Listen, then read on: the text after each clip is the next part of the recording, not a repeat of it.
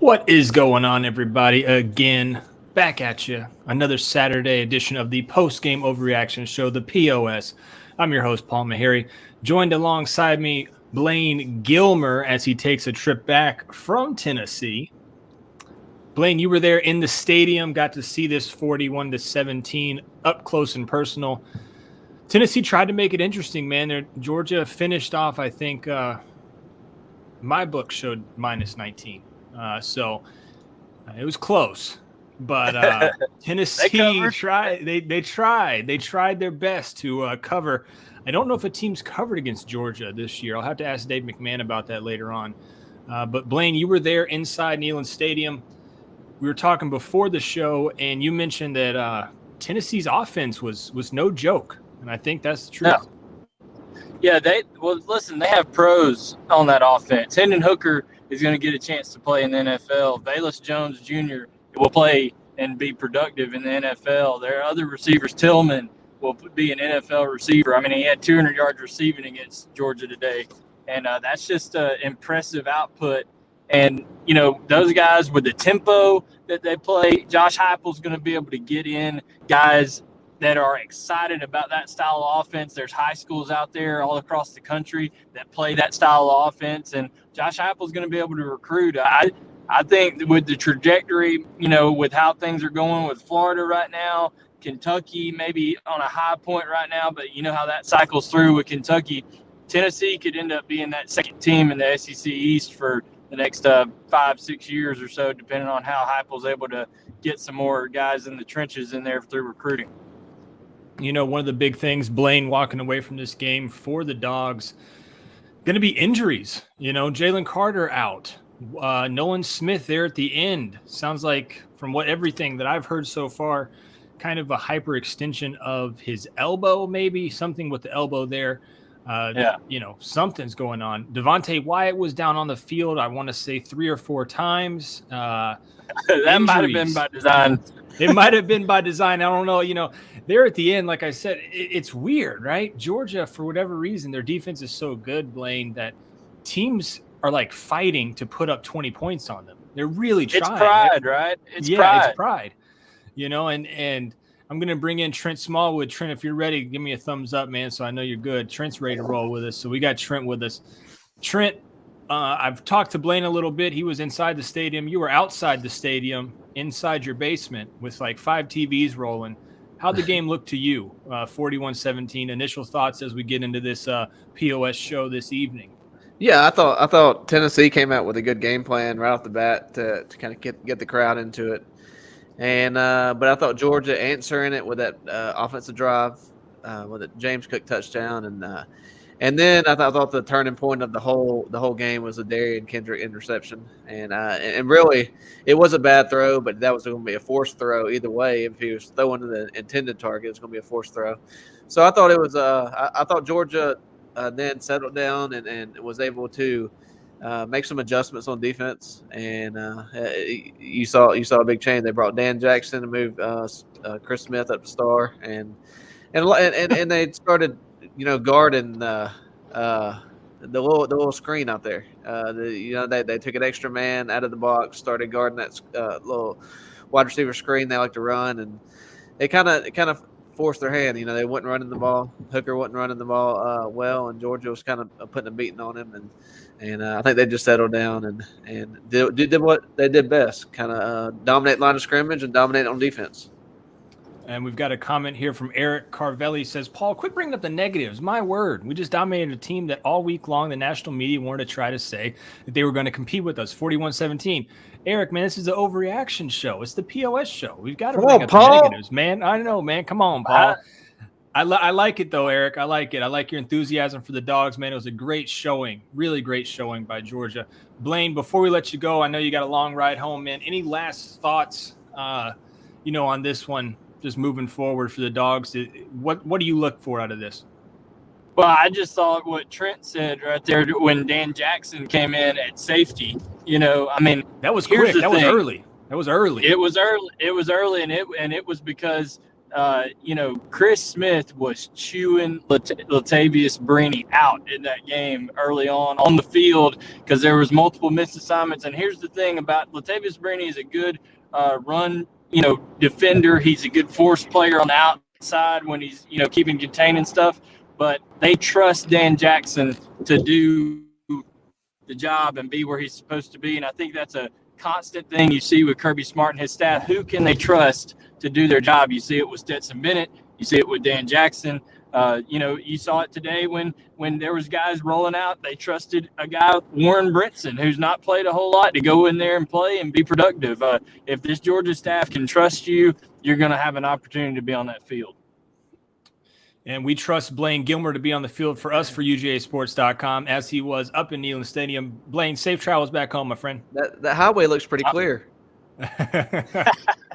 Yeah, man. I got Sunday school in the morning. I gotta get home.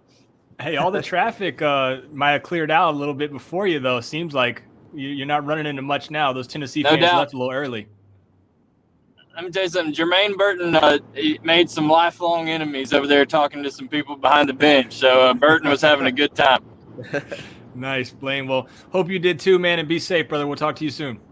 All right, we'll see you. Trent, what's up, man? What's going on?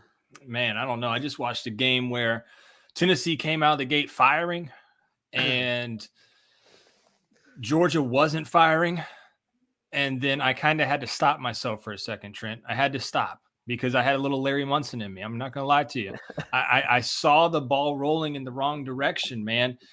But I stopped. I sat back. I said, look, they can't keep up. This Tennessee offense cannot keep this pace up. They tried. They damned if they didn't try to keep that pace up. First team defense was able to stop them. Second quarter, third quarter, fourth quarter. Like I talked to Blaine, I think you might have been on right when I was talking about it.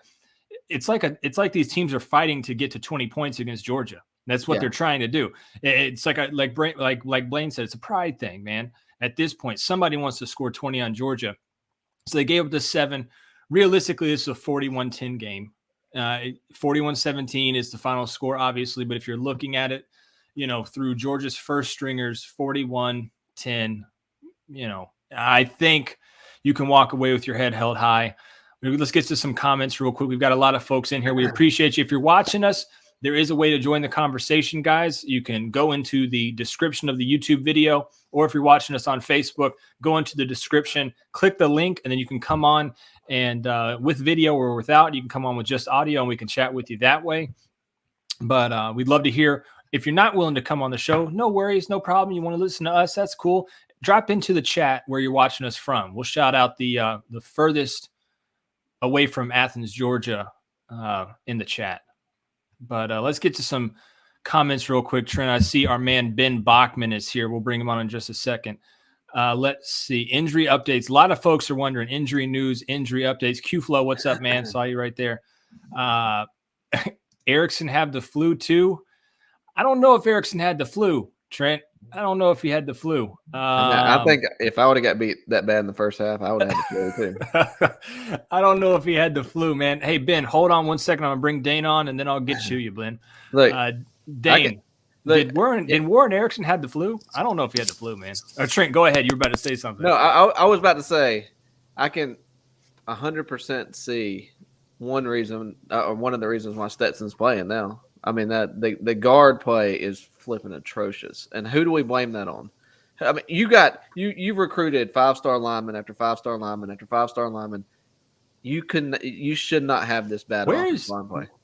I know, and Dane, I want to continue the flu story with Erickson there, but where is Clay Webb? Like, not in the first or second or third team, maybe. Or 6 team or 7 team. I mean, he was a 5-star guy that just has been left behind. It was weird to me to see Truss come in at right guard, but I guess, again, who else are they going to put there? He played okay. I mean, he struggled a couple plays at first. He got blown up by a safety on one play. That was early, but I thought he got better as the game went on. And yeah. I thought on the offensive line, the biggest, besides guard struggles, I thought Broderick Jones made a pretty severe jump from last week to this week. Yes. I think Broderick Jones-Dane is your left tackle moving forward, and Salyer fills in at right guard when he comes back. I'm not willing to go that far yet. I am, No, because I'm after watching that guard play, I'm willing to start over. I love Schaefer. Schaefer is the heart and energy of the O-line. Van Pran has played great at center. Your right guard position though is weak. I don't know what you do. If you put Salyer at left guard and put Schaefer at right guard, so Broderick's still got some, guy. But I mean, Schaefer's played enough at left guard to where he's a veteran there. I think you really look into putting Salyer inside. But Dane, your thoughts on the game, man, or that too, whatever you want to talk about. We've got plenty of time. It was a pretty quick hook with Erickson, right? So I think that kind of tells you where coaches were standing. Well, it was a quick hook with Erickson and Brenny, not just on offense, on defense as well. Well, and one thing to say with Erickson is that he still played on like punt team. He just played in the role that Salyer normally plays back there protecting the punter. So like he had an important role in this game because Georgia had some punts that were helpful. Overall, I thought Georgia's defense really led the way in the second quarter, and then the offense. That 3-minute drive at the end of the second quarter may be as impressive of anything as I've seen offensively for Georgia all year. Because there was a little bit of adversity and to hit James Cook on that touchdown pass, and that was beautiful. And, I mean, it's like Trent was saying that, like, you can see why Stetson Bennett's mobility is a big deal. That's going to be increasing in the future. He had some bad passes today. I think every quarterback will, but, like, we're to a point with this now. I don't see this as a quarterback competition. There's a starting quarterback and there's a backup quarterback. And if Stetson plays poorly enough, maybe he could get pulled just like Erickson did. But even in his post-game comments to Jamie Erdahl on CBS, he said, I can't, I'm not the wide-eyed little boy anymore. I'm a starting quarterback in the SEC. Damn. I think you're right, Trent. Or excuse me, Dane. Trent can be right too. We can both. I think Trent was thinking it. Thinking this is the first time I've actually said I can see why Stetson's playing. I mean this is the first week for me too. So it was. I mean, the offensive line play in the interior in pass pro was god awful. Now in run, I think they're doing a pretty good job, but pass protection was terrible. And when I say it's not a competition, like. Obviously, it's a competition each week in the sense that, like, if someone just completely sucked and, like, didn't show up or didn't try or stuff like that, then, yeah, you get replaced. But, like, there's nothing in Bennett's history that says that that's going to happen in practice. So you're talking injury or poor play in a game. My thing is you look at every position on the field from a recruiting standpoint. The offensive line's got to be top 3 most talented position groups, and you should not be having these struggles. So that's I mean, does that fall back on Matt Luke? I mean, you just shouldn't be. You shouldn't be at this stage. And you got fifth year senior, 6th-year senior, however long Schaefer's been here, and you just shouldn't be where they're at. I agree with that, but I also think conversely, you look at the secondary that coming into the year, you say that was going to be a weak point on the team, and they've been mostly healthy, but like for the most part, the combination of Kendrick and Ringo and Scene and Smith has been pretty darn good. Well, I mean, except for when Ringo tackled that guy in the end zone, but that saved a touchdown. I mean, but I'm saying if you look at the spectrum, but no, I know, Ringo's had a really good year. They're also coached by Kirby Smart, Will Muschamp, Adai. I mean, they got a lot of help back there. Mm-hmm. Yeah, they do. Hey Dane, I've got 2 guys waiting in the wings, and I know it looks like are you at a Golden Pantry right now? Let's see, where am I at? I pulled over to where there was light, man. I'm in Watkinsville. I think you're at a Golden Pantry. Go in there and get a biscuit and have a good night. Hey, the biscuits there are fire. The biscuits at Golden Pantry are amazing. So we talk about SEC on this channel, and I should just tell you, you're my second favorite Paul in the SEC. Who's the first? Paul Fondum. Jeez, get out of here. What the hell? What's wrong with you? Guys. See ya.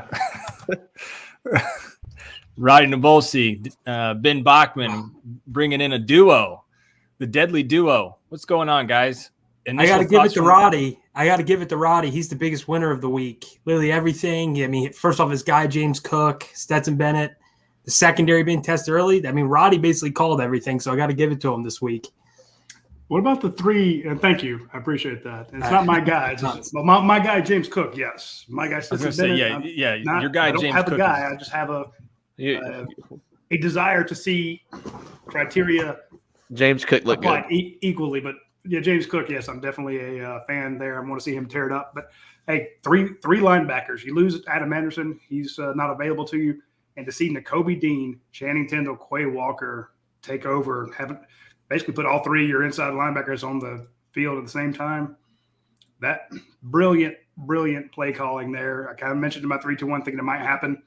Those guys were everywhere. Not that first quarter, but every time thereafter, those guys were great. Nakobe Dean's fast. Channing Tindall is flipping. I don't even know. Like, he shoots out of a damn rocket. I'm telling you right now, like, Georgia is going to have 3 middle linebackers drafted, and it might not be the order that you think they're drafted in based on their college performance. I'm just saying. I think Channing Tindall's going high. I mean, that's what I'm saying. That's what I'm saying. He's the unsung hero of the defense. Yeah, his closing speed's unreal. Nakobe is really good, and don't get me wrong. He could be up for the butt kiss this year. We said it earlier in the year. Didn't we say that earlier in the year on a Sunday show? Nakobe's probably going to win it. Yeah, I'm saying, though, I think we said that, but I don't know. Somebody will have to go back and check for us. But Quay's built more NFL-ish. Quay is, and then Tindall is just a freak, man. I'm telling you, I don't know which way they go, 1, 2, 3, but I don't know if Nakobe is the first one drafted, even though he's probably the one that's the best right now for Georgia. I like defense. Jake. You see Jake Gaines' tweet? He said, I did not. I'm glad those 3 guys wasn't playing in 2015. I'd been handing them water. So true. So true. I think my score prediction was 41-10. I was close. Tennessee had a touchdown late. Ben, your initial thoughts from the game as you join us here? Well, I was pretty close. Hate that cheap touchdown. I think I had 42-13, so I was fairly close. One thing I got to say, James Cook and Channing Tindall were the stars of both sides of the ball, in my opinion. Stetson Bennett had a very good game. He missed a couple throws, but overall, I thought he played really good. I mean, especially running the ball. He extended drives. I think that 90-yard play before the end of the half was the biggest drive of the game, and he was amazing on that drive. Outside of the Brock Bowers where he nearly caught it. Outside of that throw, I mean, he was nearly flawless on that drive, and that was the biggest drive of the game. So I think all around the guard play was really bad, which Roddy had been preaching to me weeks ago. That's another thing I had to give to him. He told me weeks ago that the guards were struggling, and that was going to be a big problem, and they had to make a change today. And I thought when Truss came in, Truss played far better than Erickson. I think they might have to go that way going forward. And I think they might have to put in Sawyer at guard when he comes back with the way Broderick Jones is playing. I think they might have to do it. So I think going forward, I think all around, great day. Warren Erickson was one of the guys that was sick.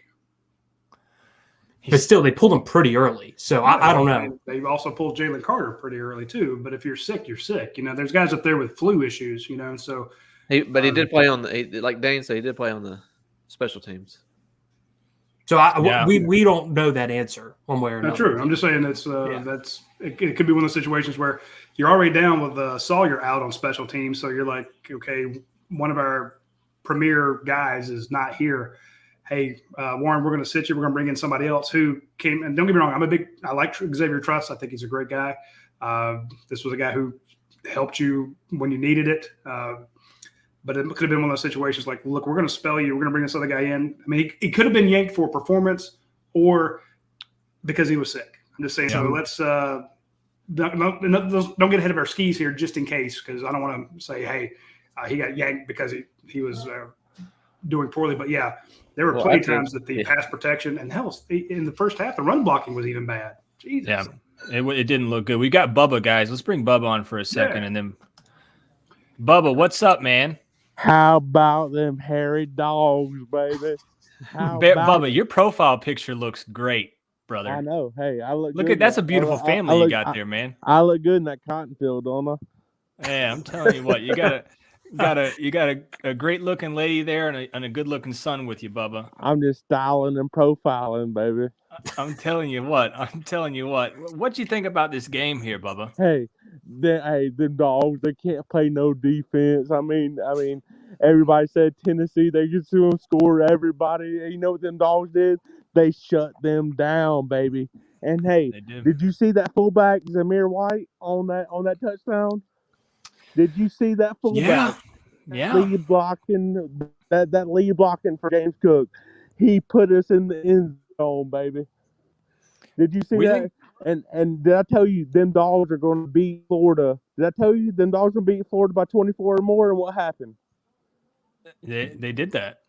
They did that, yes, sir. Hey, Yeah, them you dogs, had it. these dogs are serious this year. These are the junkyard dogs, baby. The junkyard dogs. Bubba, what you been sipping on tonight for this 3:30, which this game lasted 4 hours, by the way, on TV. I've been sipping on a little Bush Light and a little bit of whiskey here and there. You know what I mean? I just did it. Did it right. Just right on time. Just right on time every time, right? Yes, sir. Yes. Well, Hey, Bubba, man, I couldn't call y'all a couple weeks ago because I was too messed up to be calling y'all a couple weeks ago. Bubba, you can call in whenever, man. I was too excited when them Georgia Bulldogs beat them Florida Gators. Hey, Lord. boy. Hey, you know what's gonna happen? You know what's gonna happen? I'm gonna tell you what's gonna happen. I'm gonna give you a little foreshadowing. You know what's gonna happen? Them Georgia Bulldogs gonna beat the brakes off Alabama, and I'm gonna hang up. See ya. I thought he was going to say Dan Mullen's about to get fired, but I think that's inevitable. Is it? I don't know. That was bad. That was terrible. That was. I have a bold prediction. Dan Mullen will be back next year. Yeah. Christian Robinson probably won't. None of the defense staff probably will be. I'm not even sure. I mean, he might keep one or two assistant coaches, but Dan Mullen will be back. Do you think they beat Missouri? Yes. Yeah. Missouri's pretty bad, man. I don't know. Terrible today. Florida's defense has quit. They've literally packed it in. Their defense. Hey, Caleb Williams tried to join. Yeah, Caleb, come on in, Caleb. I can't hear you. Caleb, you can hear us now. What's going on, man? How long are we going to accept the fact that Kirby's going to start losing 5-star quarterbacks by starting the least talented quarterback on the team consistently? I don't know, man. I'm I don't know. JT Daniels' dad, I'm telling him to transfer to A&M. If my son's a 5-star, I'm telling him to stay away from UGA. Stetson's like 9 of 38 on third down. Like, Saban's not going to lose to that. Wait, guy. 9 of 38? That's all I got. All right, brother. Hold on. I think, Paul, if Stetson plays good, it shouldn't impact because the main thing is how is the quarterback for him playing. I don't know. And also, he got Brock Vandagriff and Gunner. Like, he's gotten his top quarterback every year recruiting. Like, he hasn't missed there yet. So I don't know. I don't know where the 9 of 38 came from either. I don't know. I feel like the national media would have that stat if that was true. I don't really know what to say from that, to be honest. I really thought you were bringing the real Caleb Williams in here. Yeah, I'm a little disappointed. That was the 2-star Caleb Williams right there. That was not the 5-star. Omari Carmichael, man, come on in. Omari, what's going on, man? Nothing much. I wasn't even going to get on until I saw Caleb Williams, and I was just like, man, who is this guy? I'm just saying. But, I mean, I understand what people are saying about Stetson Bennett, but guess what? He's UGA quarterback, and he's been doing all right. So, yes, do I feel like JT Daniels is better? Yeah. Yes, but I understand our guard play is messed up. JT Daniels would get injured. Like, seriously, he would.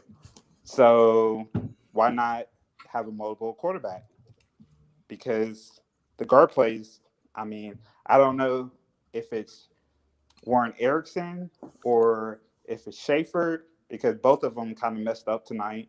But I would just say that, you know, when Trust came in, at first it was kind of like 50-50, and then like he kind of made some bad plays, but then as the night like went on, like he kind of got his feet and he started being solid, and then our offense started picking up. So I understand what Kirby's doing, but I don't know what, if you're really a UGA fan, you gotta trust Kirby, and Kirby knows. He goes through the plays and he sees the players like in practice, and he knows. So that's my thought.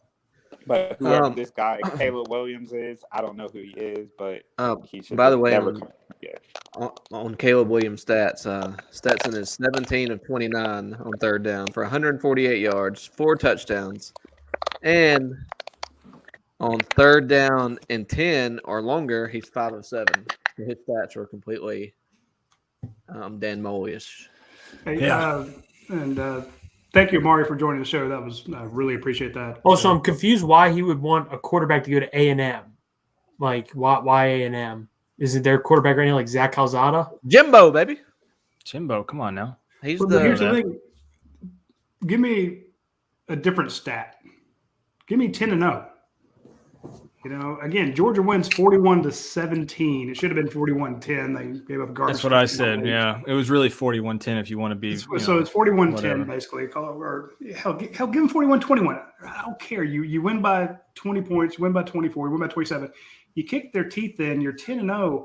And people still bitching about the quarterback. And look, Stetson is the quarterback. We've known this for weeks. You know, Kirby didn't want it out there, so we're not going to say, hey, here's what's really going on. But Kirby is, I think Amari nailed it.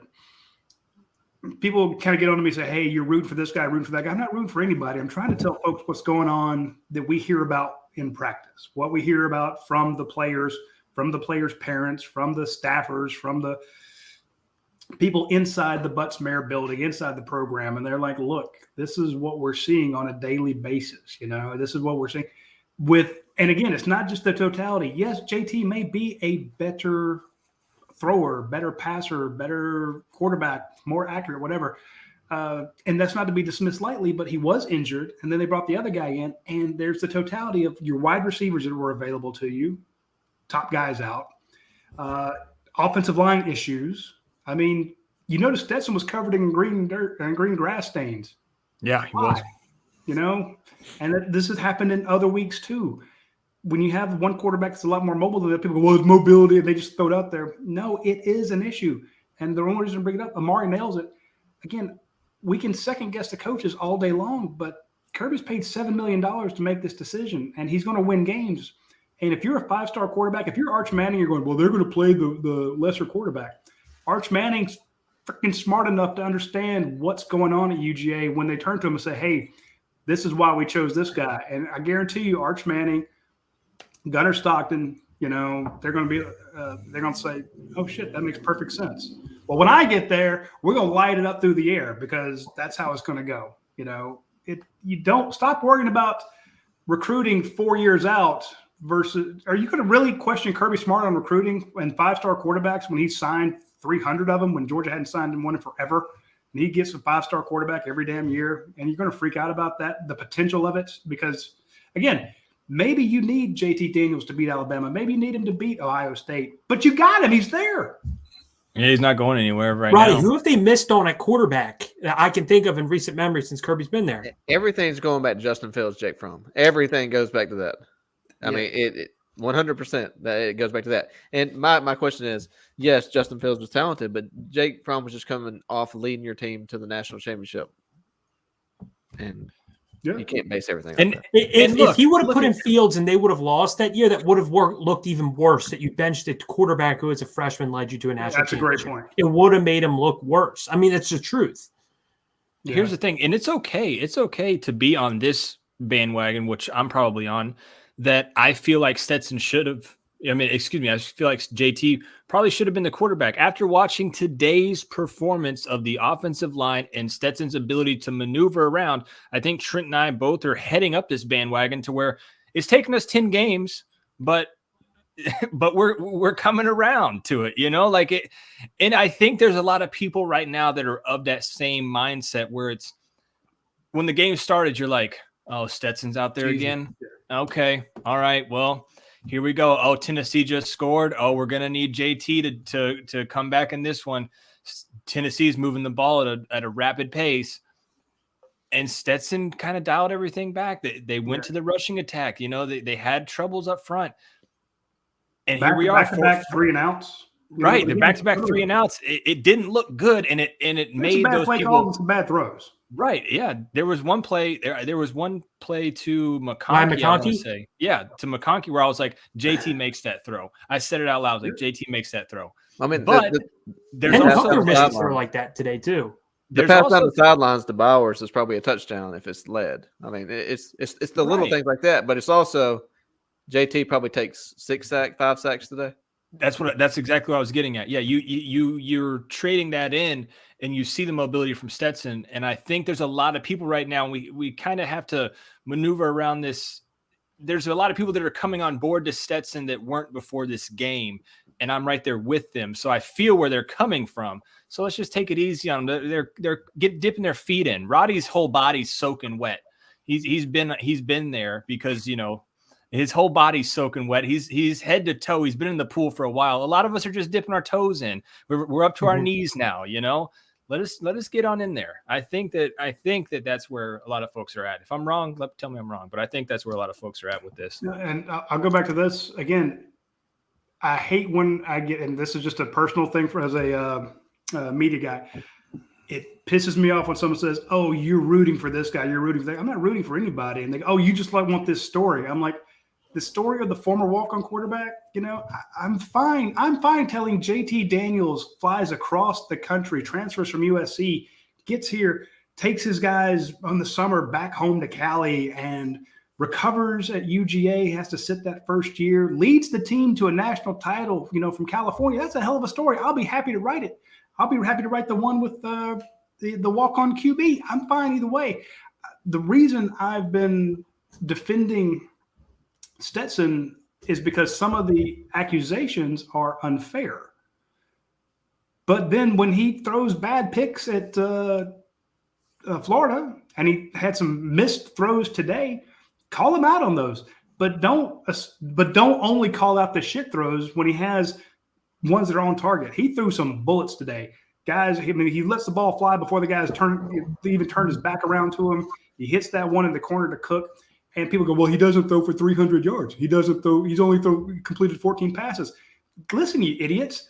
That's because when they get up to the line of scrimmage, he's like, okay, this is a pass play, but we're going to run it here. And he hands it off to James Cook, who takes it in for a touchdown. That's selfless.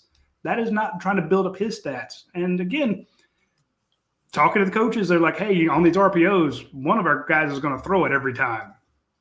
Maybe not for the best. And when you have pass protection issues, you have running issues like that. And again, he also helps the run game, not just him scrambling. Folks, you don't understand when there's a threat of a quarterback run, not a running quarterback, but the quarterback can take off like you saw a couple times. That makes it easier for James Cook, Kenny McIntosh, Zamir White to run the damn ball because you've got the threat of him keeping it. JT Daniels never keeps it.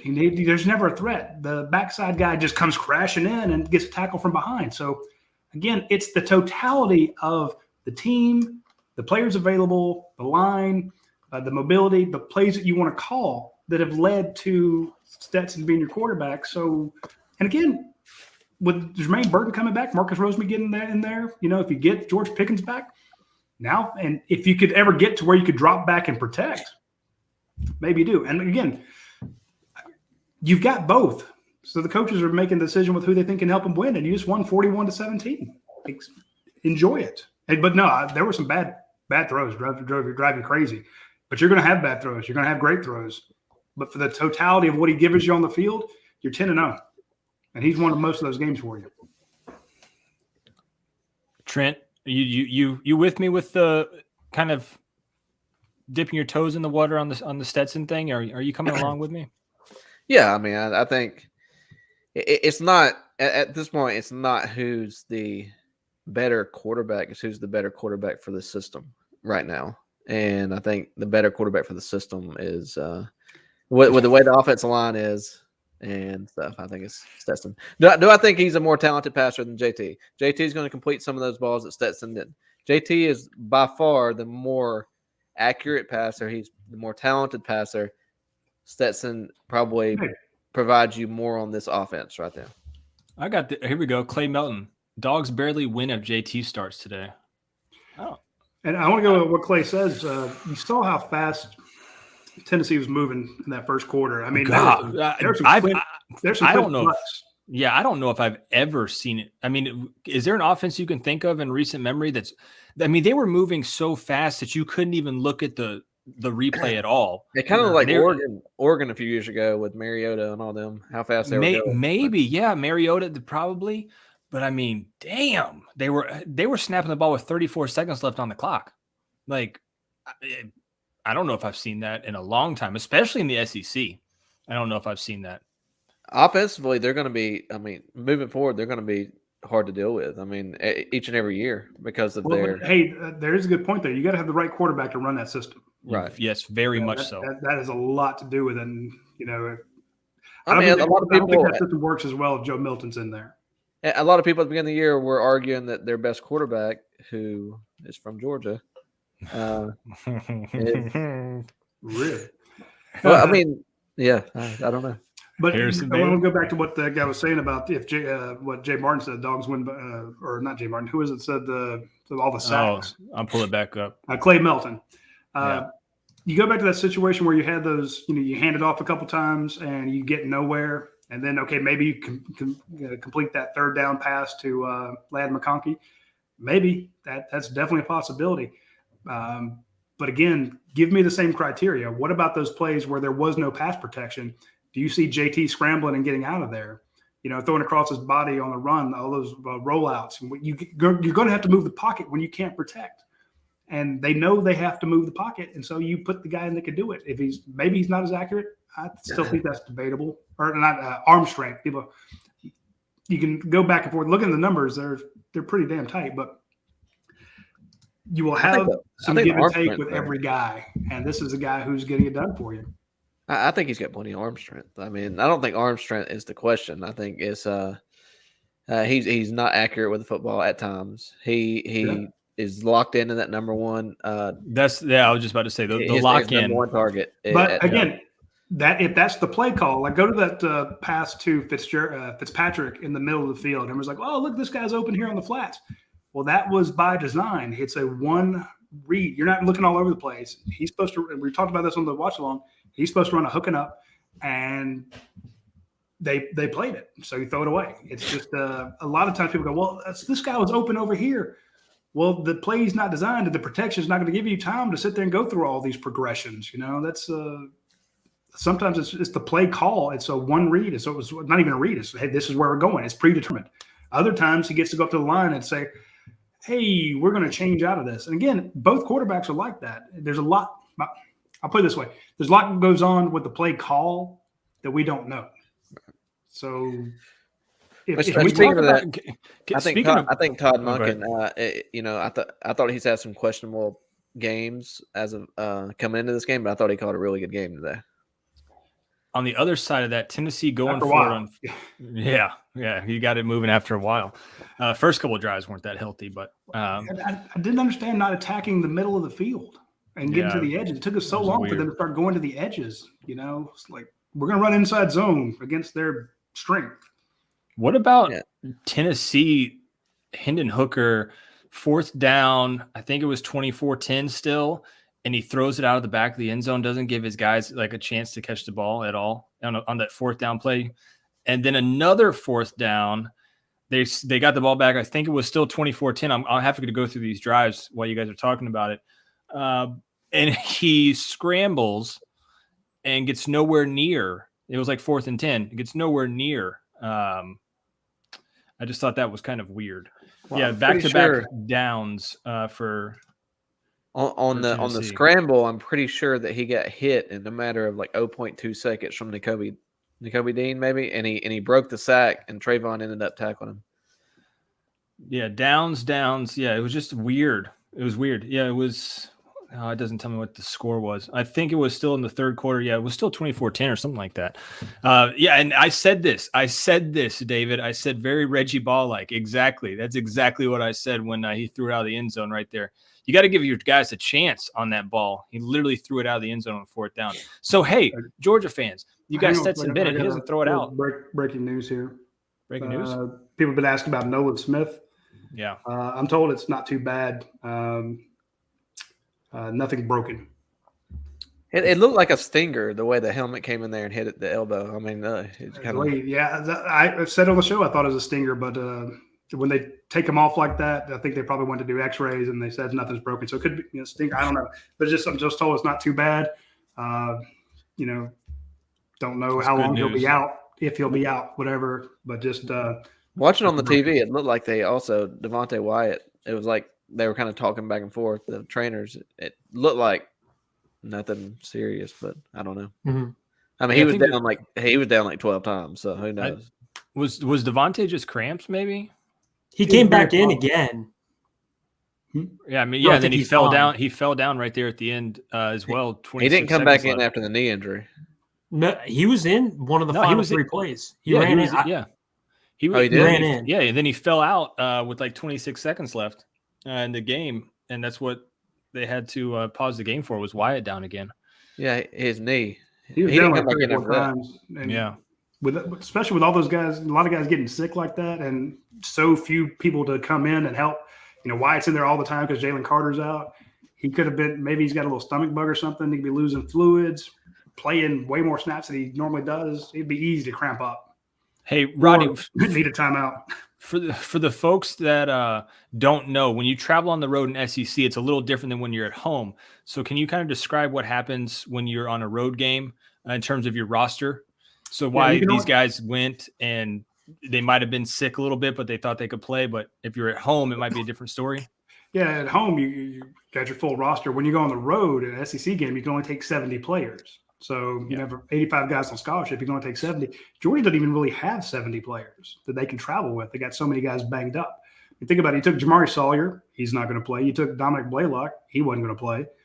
You're basically taking some guys who you need in an emergencies case, They had to take some other guys up separately. They couldn't fly with the team because they were just getting over being sick and put them in different hotel rooms. They instead of being 2 guys to a hotel room, they put them in their own rooms to keep them, protect them. I just saw James Cook go over the sideline, put a mask on. I don't think James is worried about COVID. I think he's worried about catching the flu from somebody. So it's there are a lot of guys that had the stomach bug going around. It's all over Athens. There are exams being canceled all over the place because all the kids are sick. It is a ugly situation right now. A lot of sick kids, and it hit that football team. And if you only have 70 players that can go, and you can't even fill that out because you got so many guys injured, and you got guys having to play extra reps, losing fluids, they're sick.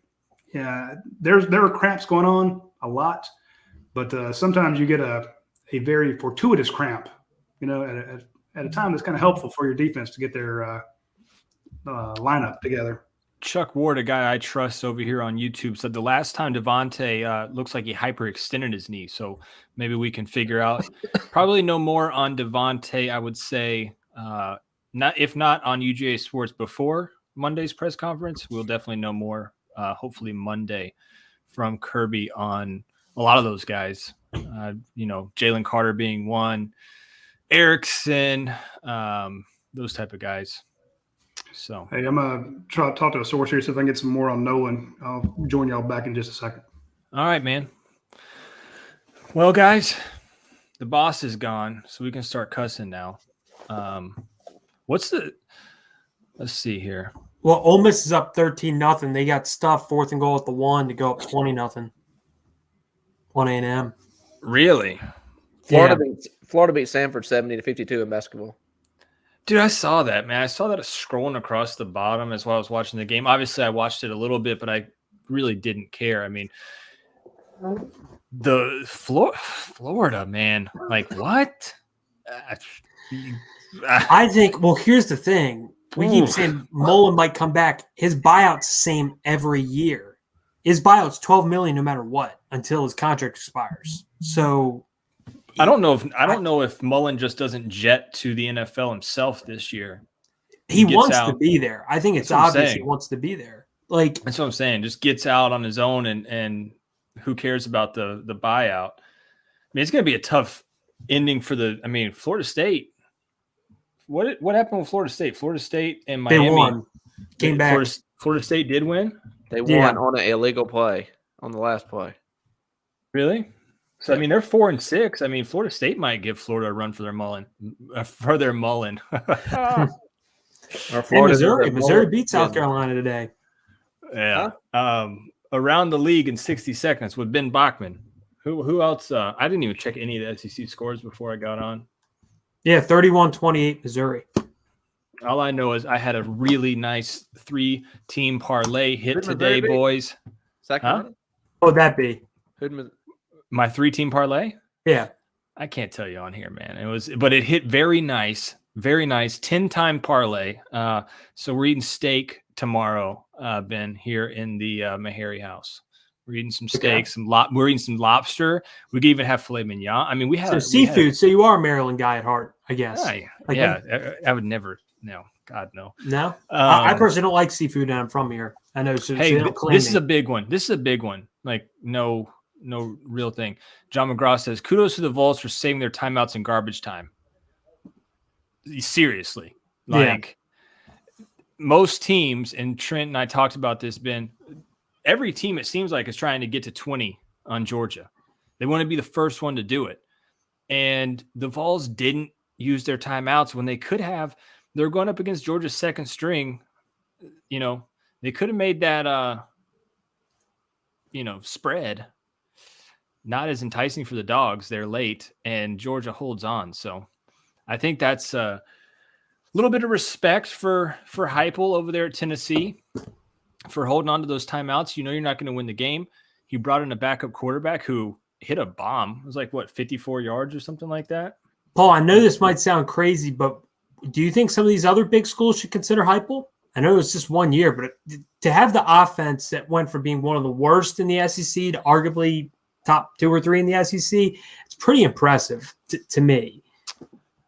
I think, and Trent, you can answer this too. I think if Heupel can recruit at Tennessee, I think Tennessee's a decent enough job.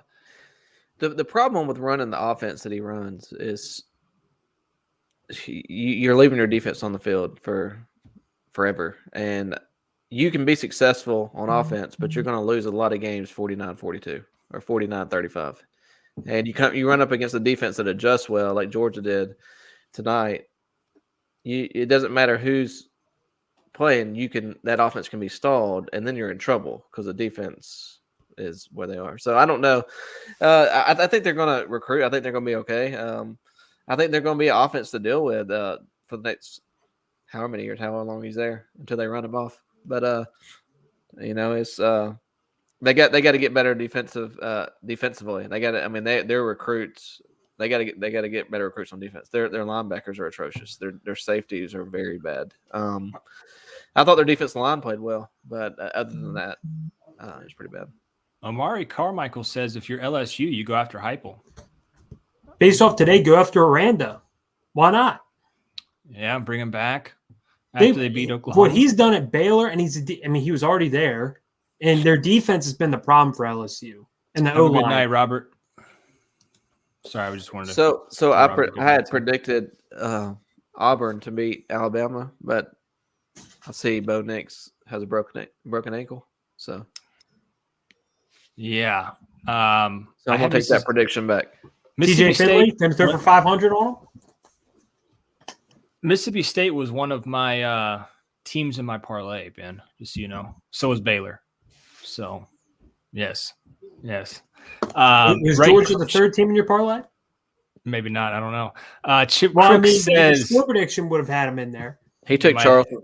No, he took. It might have. Who did Florida play? Oh, Stanford. He took Stanford. Chip Crook says, "What high school does Ben attend?" Just kidding. I like that. Chip, you've earned a permanent spot with getting your comments. DeMatha Catholic. DeMatha Catholic up there in Maryland. Yeah, that's by DC. Yeah. Whatever big school up there, he helps recruit all the high school players too. And he's undercover. Yeah, St. Francis with Poggi. Yeah. Let's see here. Oh, excuse me, I'm about to sneeze, guys. You're gonna have to talk for a second. Okay, there he is. Okay, it didn't come out. Silence. Yeah. All right. Let's see here. Let's see what this says. J Martin 24. Our defense is good enough though. If Stetson scores 24. We should win the Natty. But if it's close and Stetson's our QB, that is going to be too stressful. Hoping he pulls it through. I still say Alabama and Ohio State are the only two teams that can put pressure on Georgia's defense. With Oklahoma losing today, they're out. What do you think? I think Georgia's in the playoff now. Oh, I mean, I do. I saw Yeah. something today somebody told me today that if Georgia beat Tennessee, then they'd have 2 FCS schools remaining. Don't know if that was a dig on Tech. Well, I think about it this way: Cincinnati unbeaten still. I mean, if they're not ahead of Bama, they're not going to be ahead of Georgia. Now Oklahoma's out by your metric. So I think even if Oregon, Alabama, and Ohio State went out, that means Alabama being Georgia. I think Georgia's in still. Very well could be. Very well could be. Caleb Williams says, "Don't say never about the Iron Bowl.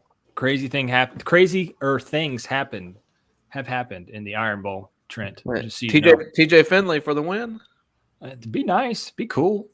I think they should have gone with TJ Finley a while ago, but I think I'm on the low side on that in terms of percentage wise. But all right, guys.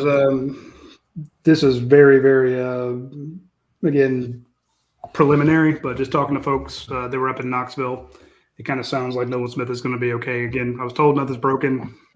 I'd love to have that firsthand from Kirby or somebody like that, but I imagine he'll be out maybe a couple weeks because you don't need him. So if he's dinged up at all, you don't need him this coming week, and you probably don't need him versus Tech. So my thing is, look, if he's got a hangnail, sit him until you need him in the SEC championship game. But does not appear to be.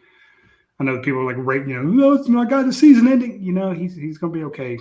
But who do you have step up now? You've got Beal already taking the other outside linebacker position, and that was one position that I think if you looked at the beginning of the season, you had Adam Anderson, you had Nolan Smith penciled in, you had Robert Beal as kind of the third guy, but not getting many snaps. And then after that, it really was a heavy drop off. They might just rush 4. They did a lot of that today. MJ Sherman is going to be your next guy up, and then I like having the 3 linebackers on the field. David Story. I mean, Quay Walker was an outside linebacker, was he not, Trent, when he first showed up at Georgia? At Crisp County, wasn't he? I mean, he was outside linebacker, defensive end at Crisp County, but he was recruited to be an inside linebacker. Did y'all see the play where N'Kobe Dean lined up as outside? Yes. He made a play.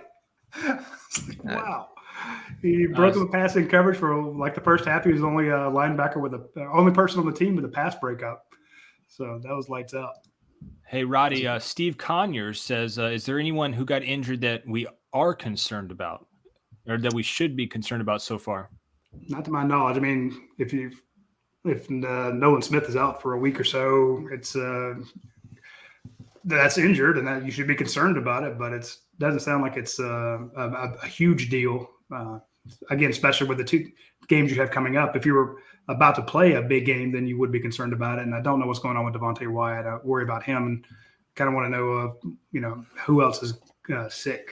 But they should all be fine. You can put them all on Tamiflu or whatever and get them ready for the next couple games. Yeah, that was going to be my point was Devontae Wyatt. We just don't know if that was stingers or a little something extra there. Hey, so. I do want to mention.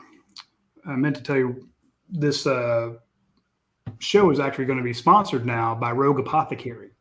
You found somebody that would partner up with the POS? Yeah, Rogue Apothecary. Now, this is a veteran and his wife. They actually grow all their stuff out in Oregon. So they're a fantastic couple. They sell some hemp products, some gummies, some fine stuff there. When you get a chance, you need to check them out. And they even have a nice little promo going on for UGA sports members. If you use, or anybody watching this show, if you use the code Bulldogs10, you will get a discount on your items. So if you need some of the interesting things they have there, they have some great pain relievers. They have CBD oils. They have some tinctures. They have some home and beauty products. It's a hemp flowers, some Delta 8. This is Ben's type of sponsor right here. I'm just saying, here's the reason I'm bringing it up is that pain salve, they call it. I can never say salve, but the pain cream that you rub on they're a big sponsor of our Texas site. and all the Texas readers are raving about these guys and what they do for us, and what they do for their customers. They just talk about them all the time. So I want people to know that they're out there. Is veteran owned, husband and wife team, a couple kids, 10 and 8. They have 3 recreational farms out in Oregon. So they also have indoor cultivation out in Wisconsin. This guy, Richard, he's the owner of the place. He did 2 tours in Iraq. His wife has a master's in psychology. So these aren't just some run-of-the-mill potheads out there doing stuff like this. These are people who actually do a lot of research, and they create some great products, and they are available to our readers and our viewers. If you use the code Bulldogs10, you'll get a nice discount. So I want to shout out to the folks at Rogue Apothecary. Try them out. See what you think. And let us know if you are happy with what they do. Because the reviews that we've seen, the reason I brought them on as a sponsor is I went out and read some of the threads on the Texas board, and people just absolutely raving about their products and the customer service. And one guy said, look, I bought my wife some jewelry from Tiffany's. The stuff that came from Rogue Apothecary was better wrapped, the packaging and everything. So if you're getting gifts from some people, it's Christmas or getting close to Christmas. Take care of those folks. Yeah, take care of me too. Send me some of those. Paul, you know what I have a hot take for? I think Lincoln Riley's the most overrated coach in college football. If you want a hot take. I was just having a discussion with an LSU childhood friend who said, I don't know if I want Lincoln Riley now, because honestly, he said, I hear Kirby Smart gets all this flack that Lincoln Riley's done way worse given the conference and given what he's had. Like Lincoln Riley, everyone praises him, but they trash on Kirby Smart, which makes no sense to me now that I think about it. Here's a hot take, Ben. EJ just went and checked the website over there at Rogue, and he said everything's sold out because of you. Of course. Yeah, I'm just saying. I mean, thanks for checking out the website already, EJ. But yeah, Ben is a heavy supporter of that. And as you can see, his background is very green. So, man.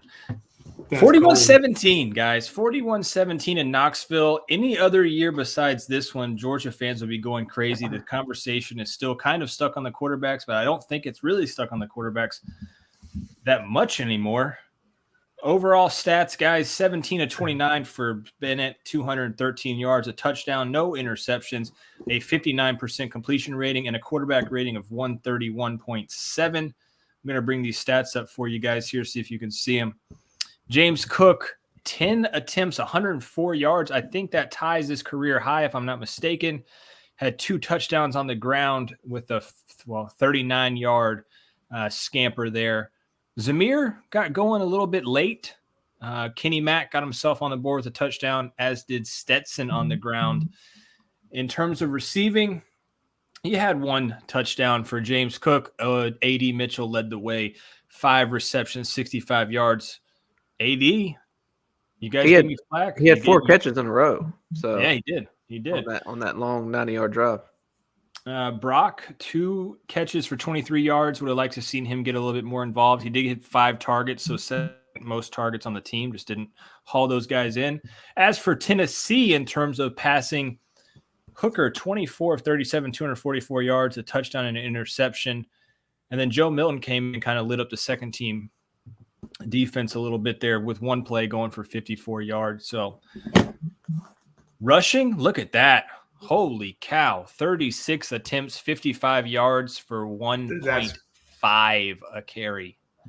1.5 a carry. Every time they ran the ball, you just, even before the guy was down, you're like, okay, good. It's a handoff. Thank God. Yeah.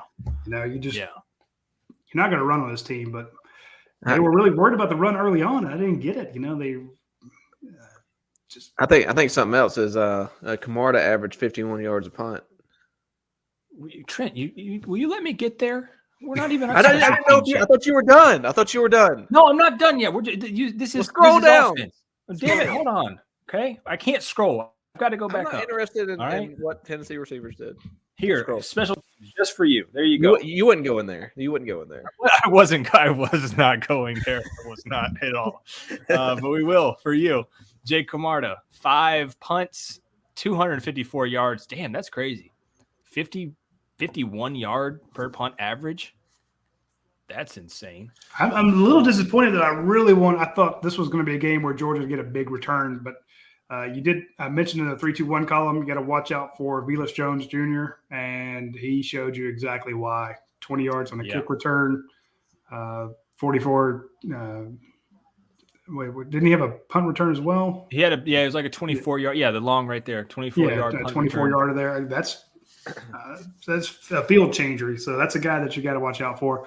I was glad that they stopped him on that kick return. He didn't get that far. He shouldn't have taken it out, but that's just a guy that's dangerous. But I thought that maybe with Kyrus Jackson being healthy, he just never had a really good one there that he could break off. But JT's just wait go-to for him to receiver. house one, man. He's going to take one to the house. Was JT's go-to receiver at USC? Oh, one thing I was going to Jones, say, and you're right.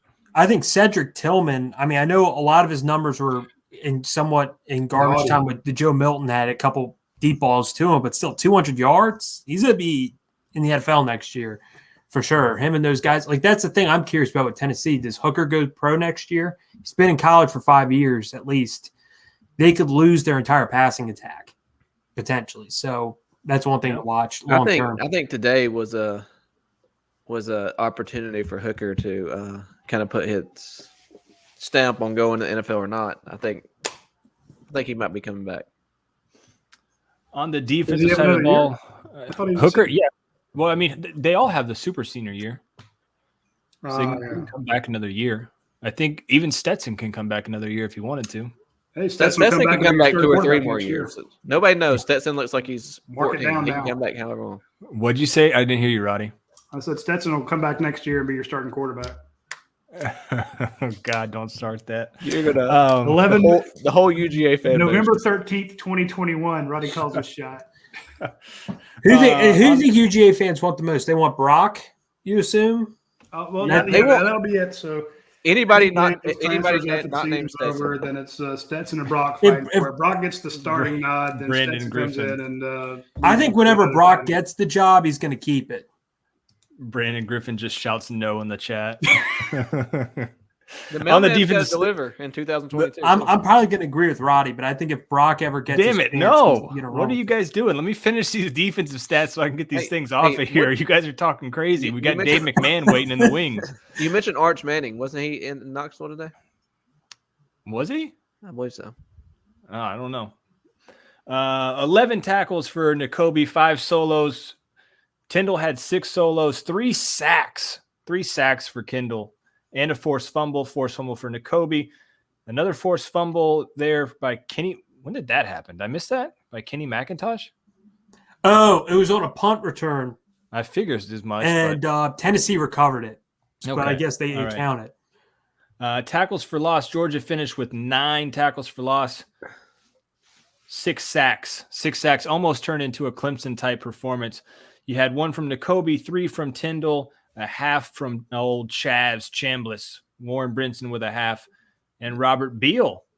Robert Beal with a sack there. So there's your stats. In the 10th game, arguably your best defensive player led the team in tackles for the first time all season. That was the point. No way, Nakobe. That's the first time Nakobe led the team in tackles. Hold on, Dave McMahon. Yep. Dave McMahon, are you there? Yeah, what's going on, guys? Perfect guy to put in. Yeah, perfect time to bring you in. Trenches said this is the first time all season Nakobe Dean's led the team in tackles in a game. Well, let's see. Nakobe Dean had 5 in that first game against Clemson, and Lucine had a ton.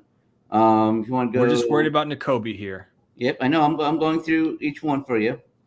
Let's see. Nakobe had only 3, and Tyndall had more against UAB. Nakobe had, 3 against South Carolina. Tyndall had at least 7. Nakobe did not play. He had 3 against Vandy. He had 4 against Arkansas. He had 5 against Auburn. People had more than that. He had 7. Right. He had 7 when he had that. So yeah, it looks like damn. It looks like Mr. Trent is correct. Wow. First time all year. Paul, you Not really Trent weren't being buying right. that. No, because I mean it feels like Nakobe's all over the field. Feels like Nakobe's all over the field. I don't think your hatred for Brock Bowers, I don't think anything could top that at this point. So I think I you're, mean, you're fine. just put Brock at running back. I mean, that Joker just runs over everybody. Dave, what's up stat wise, man? What When hits you talk about what hits rushing, you I in the mean, face? why couldn't he get to the 40-yard mark in total yards? This was do you know this is what the 9th time in the Kirby Smart era that 4 different Georgia players had 40 or more rush yards in a game, and they did not have it at all in 2016. So really, technically, it's 2017 through right now. But if Brock would have got a little bit further, he would have got to that 40-yard mark total. One time, Georgia in Kirby Smart did over 4 players. Can you remember that game? No. 4 player? No. More than 4 players had over 40-yard rush. Was it South Carolina last year? It was not South Carolina last year. Why do you have to? I have no idea. I have no It was idea. UMass. It wasn't anything big. Oh, why would it? Come on, Dave. It was Minutemen and stuff. Okay, how about it's the 14th time 3 different players have scored a rushing touchdown in a game for Georgia under Kirby Smart. This is, let's see, the 4th time Georgia's had more 6 or more sacks in a game under Kirby. Can you name the other? Can you name the other ones? Well, Clemson. Clemson. That's This is just to be very. They had 7. Trent, a little help. Oh, Trent? Cincinnati. Cincinnati, and this game is 3. And another one you won't get is Murray State. No way, I wouldn't have got that. So that's a big one. Can you name the 3 times where James Cook has got a touchdown reception and a touchdown rush in a game? They're all against SEC teams, so it's Missouri last year. Missouri last year. This is all you, Ben. My brain is mush. I was going to say Bama last year, but I don't know if he rushed for one. I know he caught one. My brain is was mush. Bama last year, Dave? Bama, no. Bama, no. Dave, what are they? Jay Martin's saying Kentucky. Kentucky's no. All right, it's 2020 Missouri, 2021 South Carolina, and 2021 Tennessee. Since 1992, this is the first team that has allowed 17 or fewer points in the first 10 games of the season since 1992. The last time was 2011 Alabama. Before that, 2007 Ohio State. Before that, 2006 Ohio State. Before that, 1999 Marshall. Before that, 1992 Washington. 17 or fewer points. The last time Georgia did that, I believe, was 1927. Is Georgia still the in first 10 games? Georgia still the first number 1 ranked defense in terms of points given up? Oh, it have to be, yeah. Yeah. I mean, they were way. They're still in single digits. Yeah, they're way in the lead. Who's second? A&M. Coming into this week was A&M. Speaking of that, why is my TV in my hotel room out? Pay the bill in the background. It's because you're staying at the Red Roof Inn. No, I'm not staying the Red Roof Inn. Do you think TV would put me up in a Red Roof Inn? I don't know. How high are you on the totem pole? Dave. I mean, Paul got to experience what I experienced with Baltimore hotels. We've been to Baltimore hotels. Yeah, we have. Ain't that right, Paul? Not good. Not good. We have. We have indeed. Oh, let's see. I'm trying to see. Dave, I don't know how to do this. You're much better at stats than me, but I'm trying to see if Georgia's still leading in scoring defense. There we go. Oh, no, they are. I mean, they had. I mean, if you look at my last stats, it's not updated. Yeah. And I mean, A&M's 14. You would have to give up like 40 or 50 points in this game to lose that lead. A&M is 14.67, and they're in second. Georgia was at 6.56 before this game. On my stats crunch each week, I've been doing top 5 in scoring defense, top 5 in scrimmage touchdowns allowed, and top 5 in total yards per game allowed. Dave, do they count the UAB pick 6 in those stats? That's why I do a separate one for scrimmage touchdowns. Okay. They did because a lot of fans go, well, that's not fair. Not our defense didn't do all that stuff. I go, well, that's why I have scrimmage touchdowns as well. Hey, Dave, I got a stat for you. Ooh. When was the last time Georgia finished conference play undefeated? I'll say 82. You just knew that off top. Yeah, you just knew that off the top of your head. Well, He said it on the broadcast, Paul. That was terrible. But he might have not been listening. He might have not been listening. Or maybe Oh, I that was a was maybe joke. I was the one who handed that That's to an him. F for effort. I know. No, the reason I'm F all the bringing way around. Ben, the reason I'm bringing it up, Ben, is because I knew Dave probably had a hand in handing. You know them how that many stat. cards that I have that I give yeah. to people? He had that stat. That was his stat. Probably was that your stat, Dave? That was my stat. I mean, other times, See, yeah. figured I would do. Well, they it. also, I mean, You just can't get wins in trivia, man. They also You're just finished hot undefeated. garbage.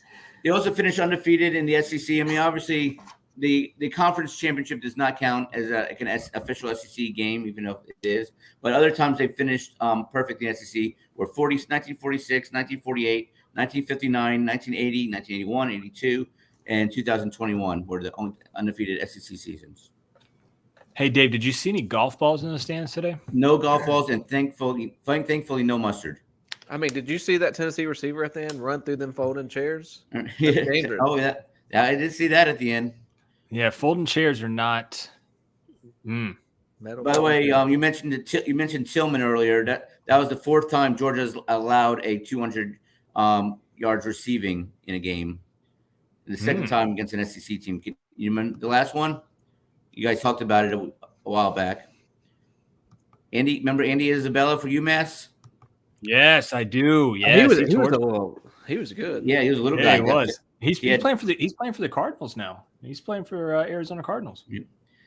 The other guy was Ronnie Daniels, although Ronnie spelled Ronnie in the media guy, but the real way Ronnie spelled it was Ronney, if you want to know.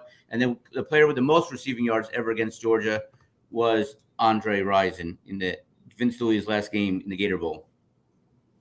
How many did he have? He had like 256 or something like that. Damn, Dave. He had a pretty good career. Well, Dave, you've had a pretty good career too. I'm sorry. You've had a pretty good career too, Dave. I got a nice little Titans Saints game. I got to work tomorrow. I got to see Ben Jones in action.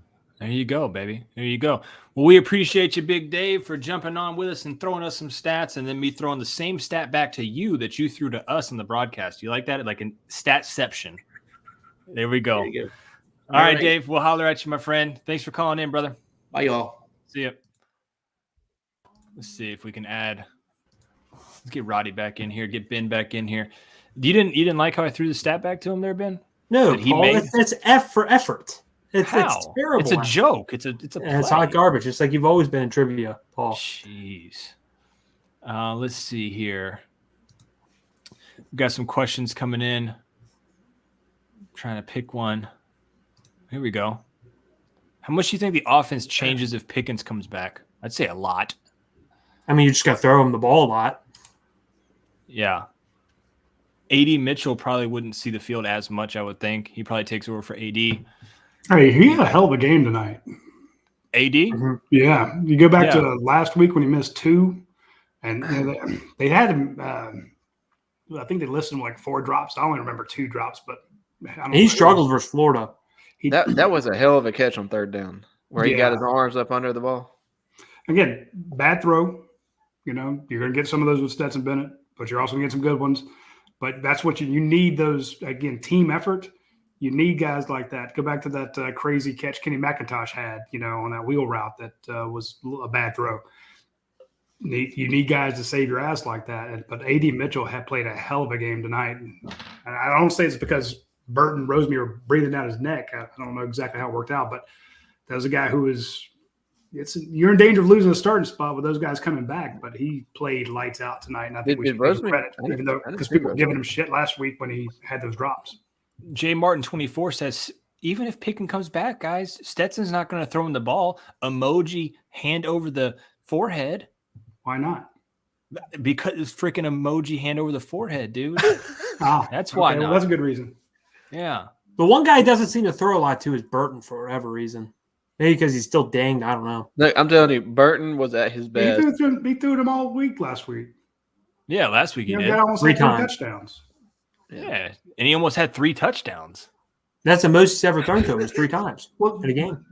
He hasn't even been out there. He's been banged up. Yeah, he's been out there for literally like 5% of the offensive plays this year, 10% at tops. And see, that's one I go back to when last year when Stetson lost to Florida played with a banged up shoulder. You remember Jordan Davis is in the game, George Pickens is in that game. Then all of a sudden, they play some really crappy teams.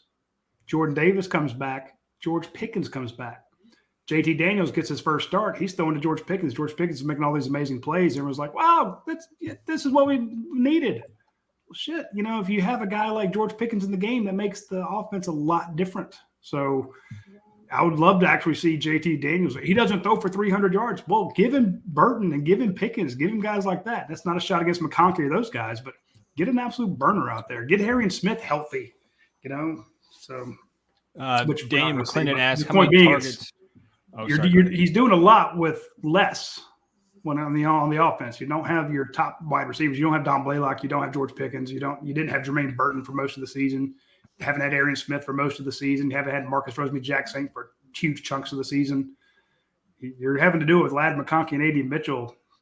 That's they're getting it done, but that's not where you wanted to be when you started the season. Paul, I do want to bring this up because people are talking about Blaylock. Dominic Blaylock? Ben, damn it. Let me answer Daniel's question real quick, and then you. No. There was four total for Burton and Jackson tonight. 1 for Burton and 3 for Jackson. Go ahead, Ben. No, I was just going to say, what Dominic Blaylock are you getting when he comes back? No. What'd you say? I'm sorry. Well, what Dominic Blaylock are you going to get when you come back? When you've missed not playing football for 2 years? Oh God, for over 2 years. People expect he's going to come back. He's going to be old Dominic Blaylock. You don't know that guy hasn't played in 2 years. Well, I know he's going to catch the football because he don't ever drop. I don't know, man. How effective is he going to be? Because they've been leg injuries and that long away from football and contact. Yeah, I don't know. That's tough, man. Honestly, Roddy says he doesn't expect him to play. I think it would be hard to throw a guy out there this late in the season when you haven't played him that long. I think it's just hard to do. I think he might be healthy enough to go out there. That's not what Roddy was trying to allude to. I remember when he said it. I think it's the fact that when you haven't played that long and how well George is doing, do you really even want to use him? Unless you have to. But then you're going to throw how he is from a mental standpoint. I think mental is also key with him, Ben, to be honest. Mm-hmm. Daniel says, thanks, Paul. No problem, big dog. I got you.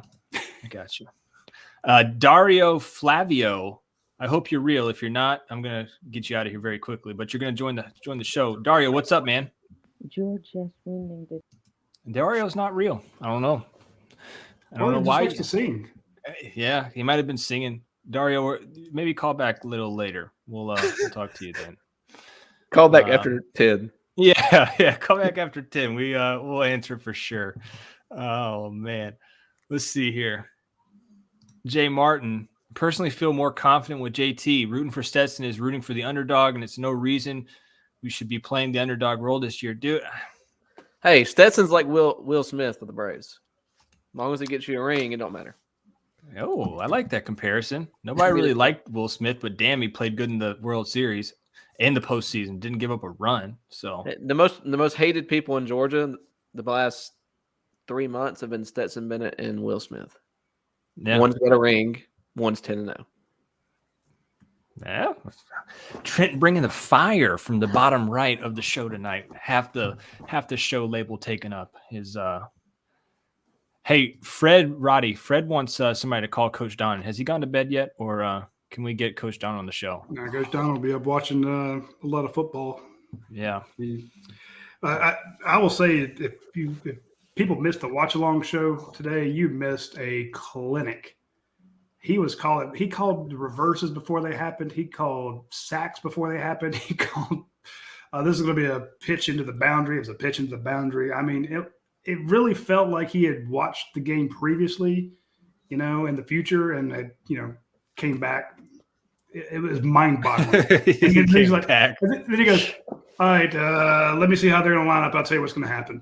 And he'd look at the formation. And on both sides, he was picking what Tennessee was going to do. He's like, okay, quarterback keeper here, quarterback draw. It's quarterback draw. It's like, it kind of takes the fun out of it if you know what's going to happen ahead of time.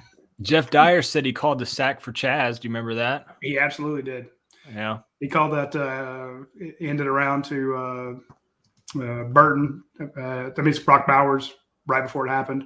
He's like, And if they fake it here and Stetson goes around the edge, he'll run for days. And they faked it and went around the edge and ran for days. It was like, I mean, the man, there's a reason he led college football with two different types of offenses. He led with a rushing offense and he led with a passing offense. No one else has ever done that. So the man understands the concepts and the numbers, and he was calling stuff all the time. Another man that understands concepts and numbers, Roddy, I'm going to remove you and bring him in, is Brent Rollins. Brent Rollins, what the hell is on your hat? That's the Lane's barbecue stuff. Oh, dope. Okay. I was like, I didn't know if that was an Animal Farm reference or something. Lane's Barbecue, big sponsor of the early the season. Yeah, original sponsor, early in the season sponsor for the Around the League podcast. So repping some of their stuff still yet. You wearing the Tennessee T on your shirt? No, that would be the North Dakota Titans T. Titans moving on in the playoffs. I was gonna say they make the playoffs. Beat Miller Grove 56-28, I think, on Friday. Whoa. Hey, shout out to Flowery Branch High School and Cherokee Bluff High School, both making it to the second round. And Flowery Branch, Trent's stomping grounds. I live across the street from Cherokee Bluff. Yeah, I live across the street from you. So. That's kind of true. Not really true, but that's kind of true. How much fun are you guys having right now? Brent, man, I am jacked up on freaking Mountain Dew, and I'm chilling, brother. I got a fresh haircut, fresh lineup. I know you guys see it in the chat. I look good. Just saying. Ben wanted to drink a little bit, but we had to check his ID, and he's not available for it. We can't let Ben drink on the show. That would be promoting minors getting alcohol, which would demonetize the channel. But Brent, no. One thing I wanted to ask, this was my next topic, and you just happened to pop up, and you're good with offensive play calling abilities. Do you think that obviously Charleston Southern and Georgia Tech aren't going to be able to do jack shit against Georgia, but Alabama, look, by all intents and purposes, probably going to be in the SEC championship game unless there's a miracle against Auburn. And I think even Texas A&M, if they lose this, they're out. So it could turn wild. But anyways, do you think there's any way that Alabama can replicate what Tennessee did, but do it better because they have better players, that really fast-paced offense? Or is this the only time Georgia's going to see this and Georgia fans don't have to worry about this really fast-paced tempo type? Because it did get Georgia on the first couple drives. They were able to hunker down after that, but what is it? Well, no, I don't think they can. Just because, and the reason I think that is it's not so much of the pace of play that Tennessee plays with. It's the horizontal part of what they do. The fact that they stretch the field to where the receivers like giving a high five to the coaches on the sideline. And if you have six, they're just playing a numbers game. They'll motion a guy out. If you stay in the box, all right, we're throwing the now screen. If you go away from the box, we're running QB, we're running inside. So there are certain things that Alabama can do from just an up-tempo part, but I don't think they're going to do the formational part horizontally like Tennessee does. That's just unique. That's unique to the Browse system, the Browse tree that Heupel kind of comes from. And it's tough. Like, the biggest thing for me with this game is that the hardest fought, like 24-point seemingly dominant victory you've ever seen?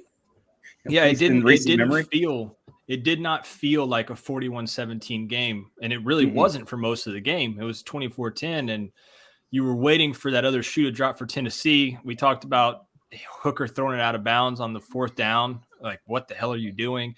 Then you tried to run for another fourth down. They were grasping for it at that point. I do want to get Fred's comment up here. He saw my haircut, so thank you, Fred. But Ben, what question do you have for Brent? Ben, you could learn a thing or two from this guy. Really, Paul? I agree with Dane. You're my second favorite Paul in the SEC. I agree with Dane. No, but I was going to ask Brent. You also think that this quarterback situation it's locked up? Because I think I'm in agreement. This is locked up at this point. Yes, I think it's barring. Here's the thing, and here's the thing that's. I think the only thing that's going to get that gets Stetson pulled from the game is multiple turnovers, like Mhm. 2 picks in Back the to first back. half kind of thing. Yeah. Something like that.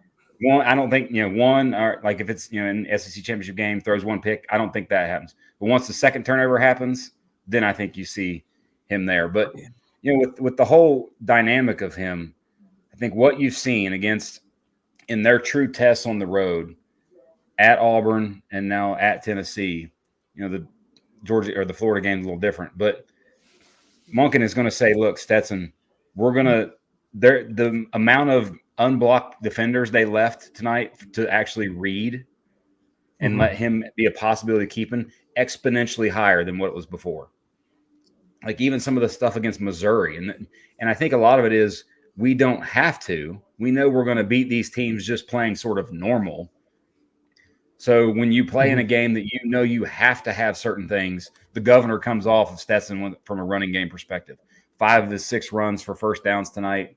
I mean, and it's just when you add that element and you start leaving defenders unblocked, you get hat on a hat, you get angles, and your running game, you see what happened. The running game became a thing. Now, granted, Tennessee's not any sort of juggernaut defensively, obviously, but still yet it opens things up immensely for your running game. I agree. Trent, you got anything for Brent before we let him go off and do his PFF thing? No, I just I'm going to agree. I think today's the first day I actually seen Stetson, the offensive line. They are leaving guys unblocked, sometimes not intentionally. So I think the offensive guard got blown up a couple of times. But like on the play on the touchdown run, they did leave 2 guys unblocked on that. I guess it was kind of a play action fake speed out, whatever they ran, but left 2 guys unblocked and Stetson made a play. But I guess you covered everything. We did indeed. And Brent, thank you so much for jumping on with us, man. Brent, let me ask you one question. Oh, okay. I think a lot of people look at Alabama like Alabama of the past. They're not as good at wide receiver, and they're not as good at, in my opinion, a quarterback. Bryce Young could be in the future, but what do you see with Alabama? I would almost where I was actually thinking, and now before we see A&M, I'm pointing because my TV's on A&M, the A&M Mississippi's Ole Miss game. Like if you're thinking about it, when you look at the rosters of Alabama and A&M might actually have a better roster. If you like from just an NFL level players. And if A&M had Bryce Young, holy cow. They would be legit, big time legit, and the favorite in the West, I think. But they're so deficient with Calzada to me at quarterback that it's like, all right, I was loving or hoping that Auburn would beat Alabama. A&M runs the table, you play them. But like you said, Trent, Alabama's not Alabama just from a talent perspective. I mean, you got Evan Neal on the offensive line that's an NFL guy. You got Will Anderson that's an NFL guy. The Mechie and Williams, or the Jameson, the kid from Ohio State, Jameson Williams, and Bryce Young. But they have one really go-to running back. Their defensive line is nowhere near what's been in the past. Their linebackers are struggling. Their best linebacker came from Tennessee. So and Christian Harris, he's struggling too. Both of them are horrible in coverage. Get worked all the time in coverage. I think a lot of people look at Alabama and say, "Well, Stetson can't beat Alabama." Well, this is not the same Alabama that Jake Fromm played. This is not the same Alabama. No, and it's also like you watch the game tonight. What Tyndall and Dean and Walker, how great they played against, and with Hooker being a running QB and a running QB threat. Bryce Young is that guy, just better, just way better. And way more accurate outside the pocket. How mobile do you think Bryce Young is, Brent? Because to me, for a guy his size, he doesn't seem as mobile. Like he's definitely mobile, but not what I was expecting. He's a shade bigger than Stetson. No, he is Stetson Bennett in a way from a size perspective. Like very, very, very similar. And I think what you see with him, you don't see speed. He very much to me is like Russell Wilson, like a non-thick version of Russell Wilson, where he's going to make one little step here, one little step to the right version, and just always make you miss, always be under control, and still looking to throw the ball down the field. He's not going to beat you with just sheer speed and athleticism. And that, I think that's what's going to give Georgia a little bit of advantage. Like, I think they'll be able to tackle him maybe a little bit more so than they were able to tackle Hendon Hooker, just because that guy was big and strong and broke a bunch of tackles tonight. And there's Brent Rollins, guys. Brent, we appreciate you. No more questions, right, Trent? Or are you going to throw another one before I? No, I'm good. I'm good. I was just, okay. Just you know, sure. I think there's been a lot of talk about Bama, and the thing is, I've watched Bama. I've watched Bama, and I think a lot of people's watched Bama, and they still have this thing that they're back to what they were in 18, 17. But talent-wise, they're not. They're just right. It is a big difference. It's not even like close, like the defensive line. I have one question for you guys though, and it's something that I wrote in my post-game piece. Have you talked kind of playoff stuff yet at all, or no?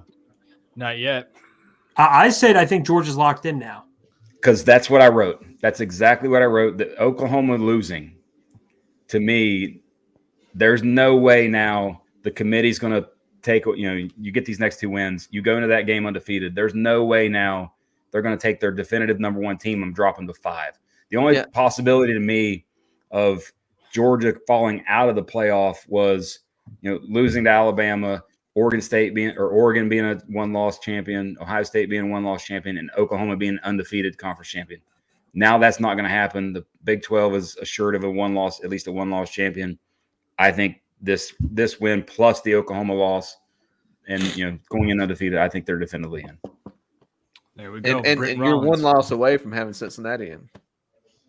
Yeah, Oregon. Yeah, that's right. I mean, wait. Here's the question though: a one-loss Oklahoma or undefeated Cincinnati? You got to put undefeated Cincinnati in. The way Oklahoma's played. I mean, I don't think Oklahoma's played. But Cincinnati's also. I mean, Blaine Gilmer's favorite team, Cincinnati. I don't think Oklahoma might get beat again. So I just don't. Oklahoma's not a good football team. No, they're not. And if I were a Georgia fan, I'd be more scared of Ohio State than I would Alabama. 100%. Ohio State. It'll be a good 2-3 game. Yeah, it would. It would. Brent, we're gonna let you run, brother, man. Awesome. I appreciate you, my dude. Thank you so much. See you guys later. Take it easy. All right, brother. Bring Roddy back on. Guys, we had a super chat come in. I didn't want to miss it. Omari Carmichael, we appreciate it, my man. He says, who do you think wins the Heisman? Trent, since you're in the bottom right, we'll start with you, and we'll go to Ben, then me, then Roddy. Stetson Bennett. Stop playing. Well, Roddy already claimed Rosario for the Braves won it, so I don't know. I mean, Roddy said it. I can pull up the receipts. I don't know. Ben Bachman said Caleb Williams, and he got benched today. He did. I don't know who wins Heisman. I mean, it's really up for grabs. I've got it. Matt Corral. Nope. Matt Corral's probably the best quarterback in the country. Nope. Kenneth Walker. Michigan State running back. Good. But I just would have to go with Walker too. I just have to. There's just not a standout quarterback. Just this kind of taking the head over everybody. If Bryce beats Georgia, they might just give it to him. Yeah. I mean, I feel if Bryce is Bryce at? Have to give it to him. What is Bryce at stat wise though? Let's see. What's his stats looking like? I don't know if this includes today or not. ESPN never is updated. Let's see. It is. Maybe it is. So he's got 28 touchdowns, 3 interceptions, 2,755 yards. He's tied for 10th. 28 touchdowns is 4th. 3 interceptions tied for 12th. His QBR second in the nation at 87. They also have him listed at 6 foot. No way. Stood next to him. No way. Yeah, they also have him listed at 6 foot. Where was he at? Indianapolis with us? Yes. There's no way. Amari, though, we appreciate it, man. Kenneth Walker's my pick. Roddy, did you put a pick in? Yeah, you said Matt Corral. Yeah, I mean, aren't they kicking Texas A&M's ass right now? I think so, but is he putting up? It's 15-3. I was gonna say, is he putting up any stats though? I mean, he's hit some big passes. I don't know. I was just saying, if as much media hype as he's gotten, and he got banged up there for a while, they come back and win. And he keeps winning on the big stage like that. Lane Kiffin's getting a lot of attention for his quarterback, and this is a guy who can put up some crazy stats in the final couple games. He could be there. He's got 217 passing yards, and he's got Mississippi State coming up too, where I think he's going to throw for a bunch of yards. Caleb Williams made up for his Stetson third down. He came back with a super chat. He said, Kenneth Walker, Matt Corral, Bryce, if Stetson start. Oh, I didn't even read this all the way through. Oh, it's Caleb Williams in there? Why did he say Caleb Williams? Yeah, he said Bryce if Stetson starts against Bama. That's sly of you, Caleb. I'm going to go with. He came in with a super chat to throw one more knife into Stetson's back, so he knew it would get on here. Very sly, Caleb. Very sly. I'm going to go with Liam Welch as the Heisman. Liam Welch? What about Kenny Pickett? He's probably got a ton of yards. Kenny Pickett's decent. Liam Welch, dude, you had me thrown there, but that's Sanford's quarterback who threw for 9,000 yards. Yeah, I was like, has Pitt played Wake Forest, by the way? Who? Pitt and Wake Forest. If they played, really because I think that game might get to 80 something in regulation. When's the last time we talked about Pitt versus Wake Forest? Like, let's be honest. I actually want to see that game more than any other game if it's possible. Paul. Let's see. No, I don't think they played this year. They don't play this year. Kansas is, by the way, up by 3 touchdowns on Texas at half. No chance. 35-14. Isn't Texas defeated in the Big 12 right now? Texas is 4-5. Yeah, but I don't think they've won in the Big 12. I could be totally wrong on that. You can look that up. I can look that up as well. And then Caleb came back again. This one was a dinger to Trent with the 499. Said, my Stetson stat was conversion, not completion. Damn it. I got to look it up again. I mean, I can look this up too.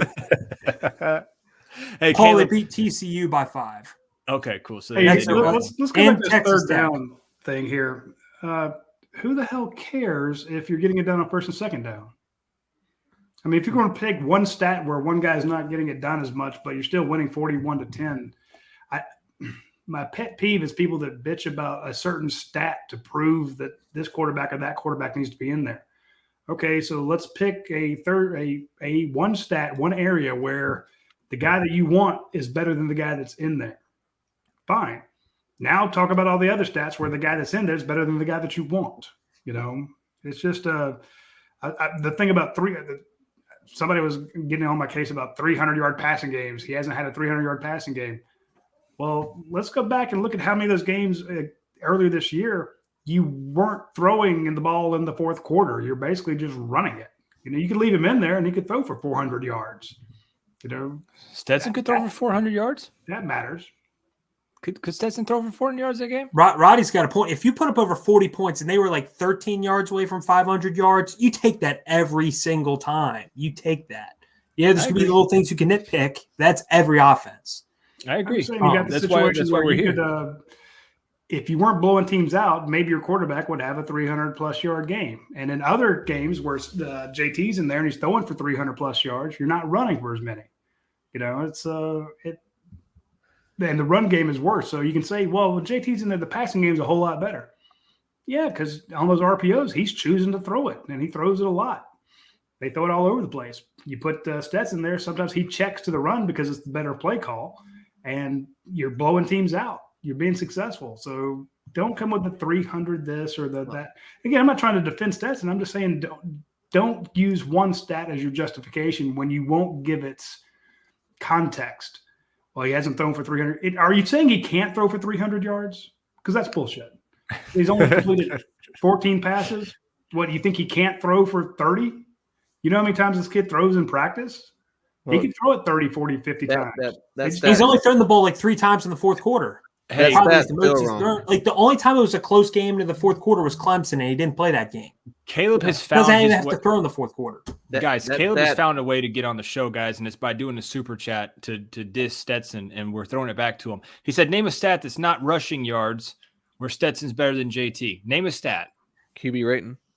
Yeah, it's all just throwing. Right now, I'll take win-loss record. Well, listen. The stat was JT's still wrong. undefeated though, technically. I'm sorry, Caleb, but who has more wins? I know. Well, I'm not arguing that, Roddy. I'm just saying technically JT is undefeated. Like he would probably say that. Ben, shut up. All right, I look back. 17 completions on third down. 7 of them went for first down. That's what the stat you're looking at. But 4 of them went for touchdowns. So can't really look at that. Let's see. Amari back with the 499. You guys are battling out here, battling in these streets hard right now. He said, how many times would JT have been sacked tonight? You have to give Bennett props for the rushing touchdown.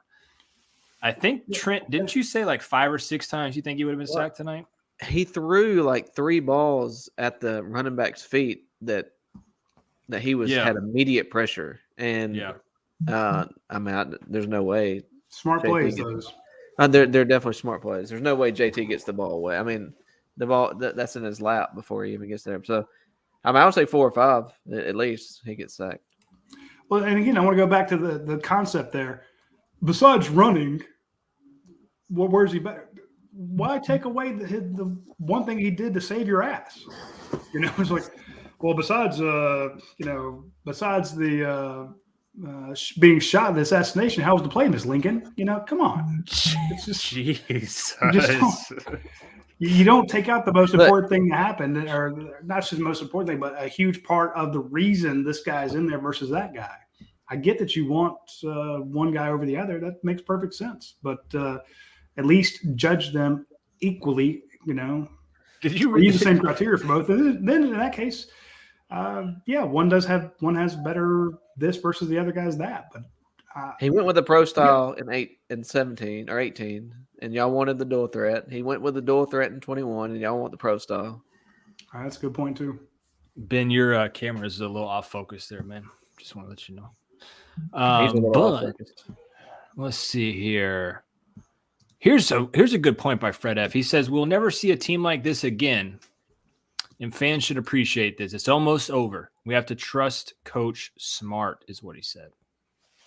Hey, we'll go back about 5 weeks, and Georgia's playing some ranked teams there, and we were doing the Tuesday show, and Coach Dunn mentioned, he said, look, enjoy this team. He knows a special team when he sees it, and he also knows that Georgia has some warts and that they were going to be tested, but he said, look, stop worrying so much about one thing or the other. And there are times that it's just not fun because you're like, why can you not? People, you beat Florida, you beat the brakes off of them, you beat Arkansas, you beat a ranked Auburn team, and people are still bitching about stuff. It's like, God damn, enjoy the game, enjoy your victory. You're about to be 12-0. When's the last time you were 10-0? When's the last time you went 8-0 in the SEC? Texas A&M scored. But people, Amari Carmichael, would you rather be Florida? Yeah, exactly. You know how many it could teams be. would It could die be to have your quarterback issues, to have your issues. And again, you should not be here. Absolutely shouldn't be here. You're without your best quarterback, if you want to call JT the best, which maybe he is, but you're out your number one quarterback. You're out your number one offensive lineman. You played a huge part of the season without maybe your number one tight end in Darnell Washington, but Fitzpatrick is your number one, but this is a guy who's had the ability to make those huge impacts. You played without him. You played without George Pickens, Dominic Blaylock, Jermaine Burton, Marcus Roseby-Jacksaint, Arian Smith, maybe top 5 wide receivers. So you had to go to Ladd McConkey. Nobody knew who the hell he was before the season started. You didn't know who A.D. Mitchell was except from G-Day. It's like, wait a minute, you're down the chart. Now you lost Tate Ratledge, another 5-star offensive lineman. Lost him right off the bat. Now you're down Adam Anderson on one side, and you've had some other guys banged up on the defense. You brought in a transfer who's supposed to come in and help you play safety. The guy finally breaks his foot, finally gets in for a couple plays, then tears an ACL. You're missing 7,000 players, but you're still ranked number one. You're still kicking people's ass. You're going to go into the SEC championship game probably with a mulligan. If all these other teams keep losing, you can probably just go in there and just throw your helmet on the field, take the loss, rest up for the playoffs, and still be in it. So enjoy the season. Yeah, he's right. Fred's right. You're losing a lot of these guys. But you're going to be – and maybe next year's a rebuilding year, but when you look at the way they're recruiting right now, there's a reason you lost all these guys and are still where you are. Is because your third, fourth, and fifth string sons of bitches are badass. They are killing it. And you've had guys step up, and you're about to reload on this recruiting class. I mean, what happened this week in the recruiting rankings there, Trent? Well, they landed. What happened on the recruiting trail? They landed a big defensive back that was committed to Florida previously. Julio Humphrey. Yeah. One of the top players top cornerbacks in the nation. You also you stole a 2023 wide receiver from the Gators. You know, it's like just picking over there. Hey, who's recruited you? Yeah, we want this guy. We want that guy. We want that guy. Y'all come on. Then you're going to go out and grab maybe Shamar James. You might get James Singletary, Kamari Wilson. Georgia just took advantage of Florida's not recruiting season. So it's not recruiting season down in Florida. Right I don't think they're going to land a single top 100 player. No, they're not going to. No, they're going to. Isaiah Bond might be top 100 right now. I don't know. I'm not even sure he ends up there. Here's something from John Lang though. He says I think it's being a UGA fan. How many times has the shoe dropped? 02, 07, 12, 17.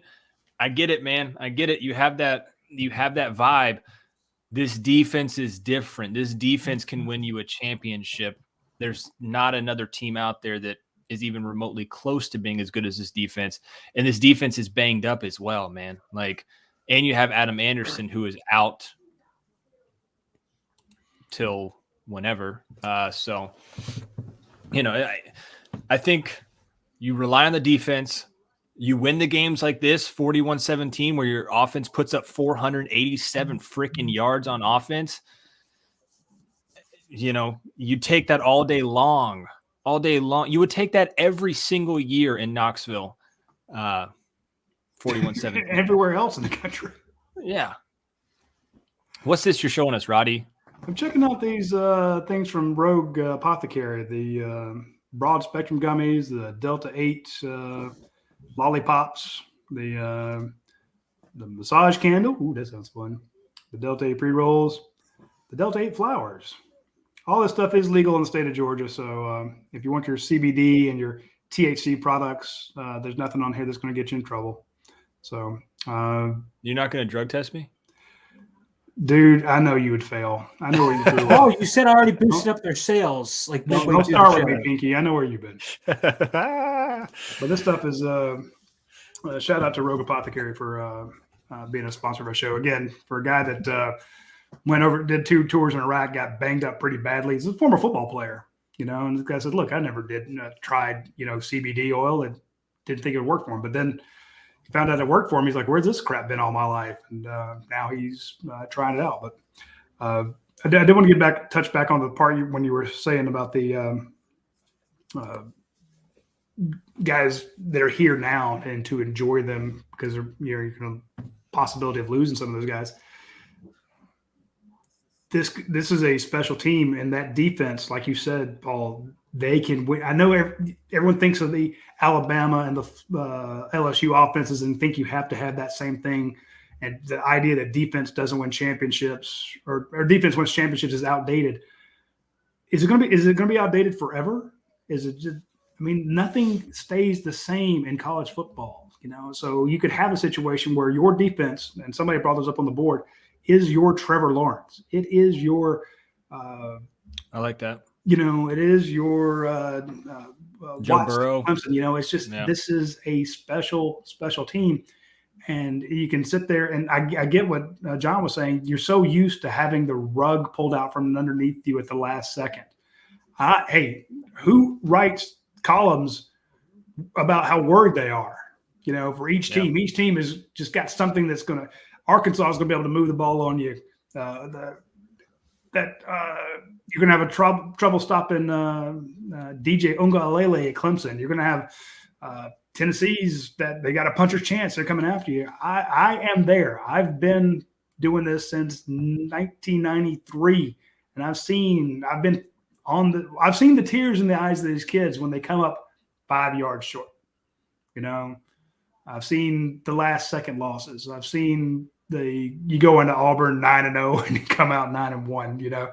I remember that LSU game. Georgia goes down there and gets their teeth kicked in. Oh yeah. Trust me, I've seen them all. I've been there. I've made that drive back from Florida year after year when they were getting their tails kicked. I know. Hey, we're Atlanta fans. You know, a lot of us follow the Falcons. You know, you saw what happened when you were up. You know, just like Clemson. Auburn was up today on Mississippi State, up 28-3 and lost.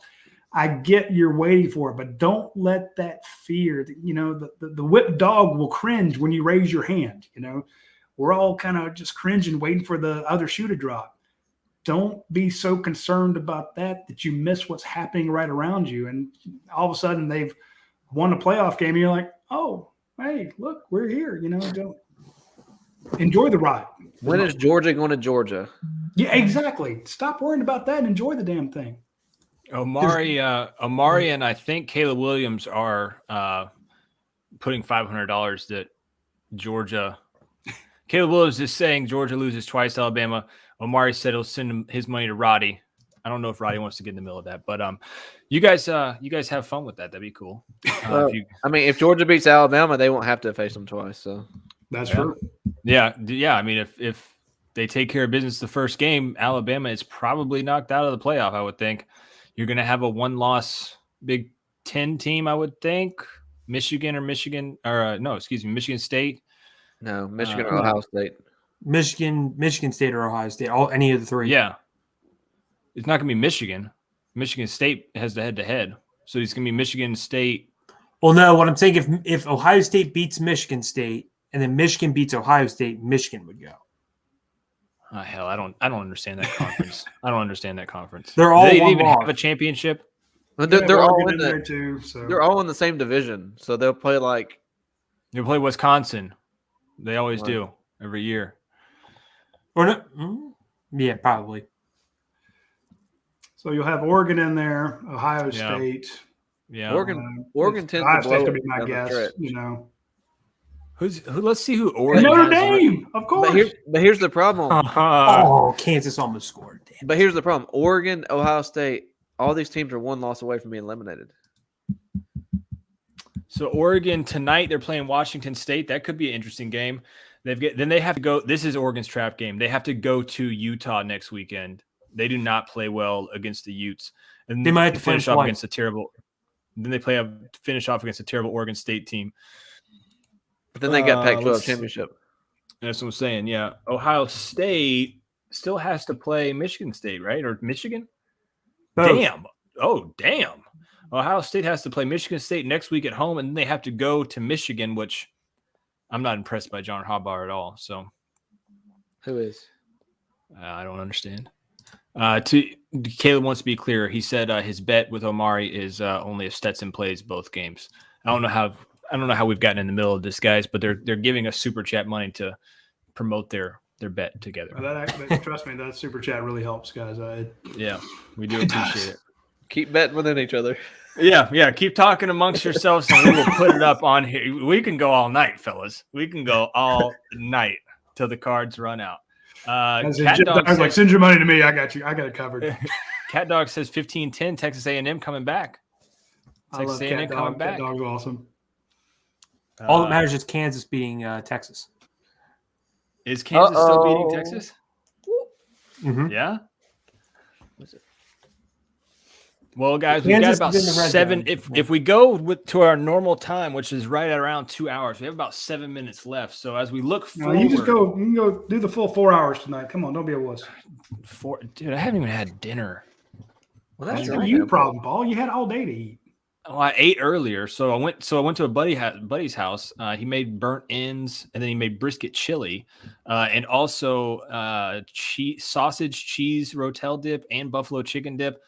So I took some brisket chili home, and it's waiting for me down there. I would like to eat it at some point. You need it tomorrow. Yeah, screw it. Let's just go. Let's do it. Whatever. But looking forward, guys, to next week. What time's that kickoff? Noon, I would assume. Yeah, noon. That's on ESPN Plus, right? Yeah, that's gonna be a weird one. Yeah, how the hell do I find the game?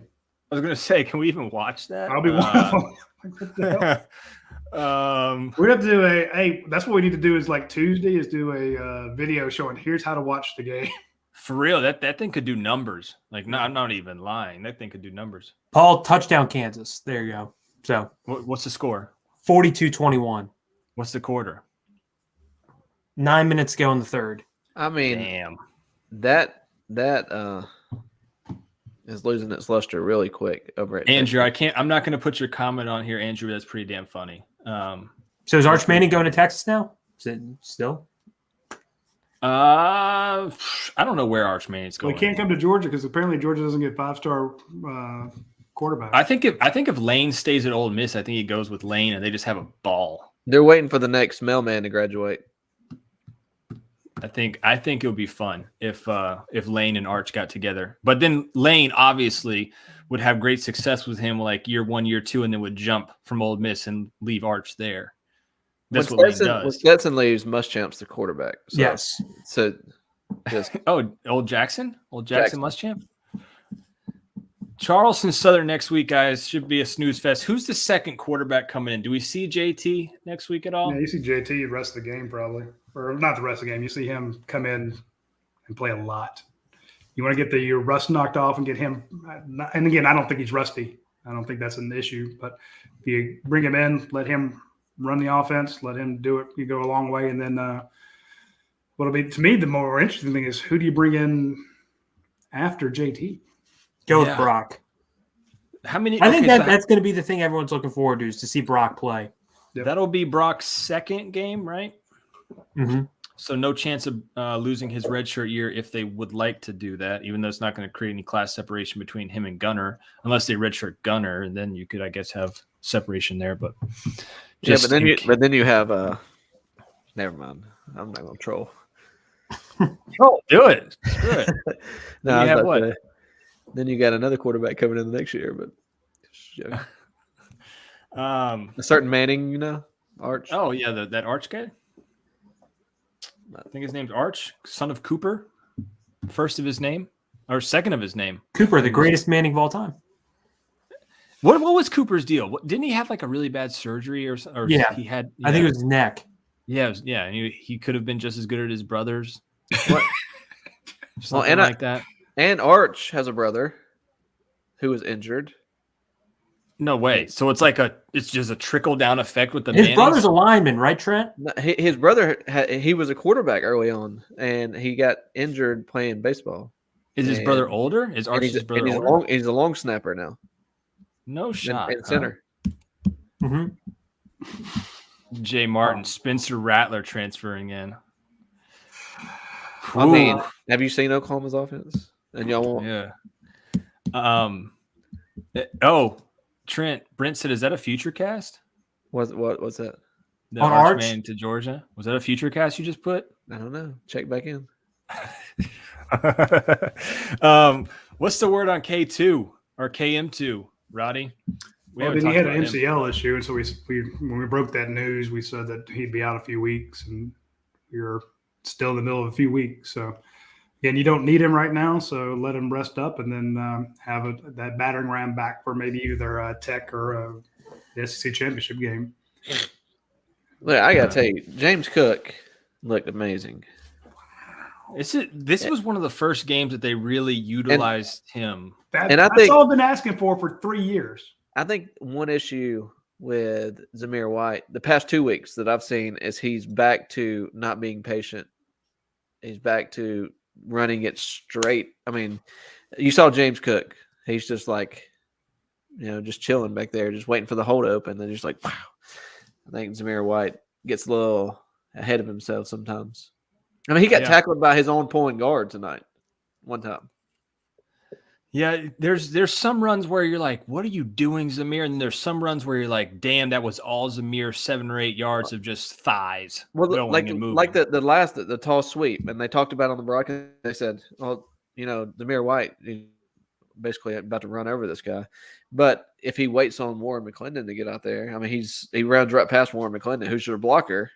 And there were a lot of guys. I mean, there were some missed blocks in the open field. But then there were a couple times, and we pointed this out early in that.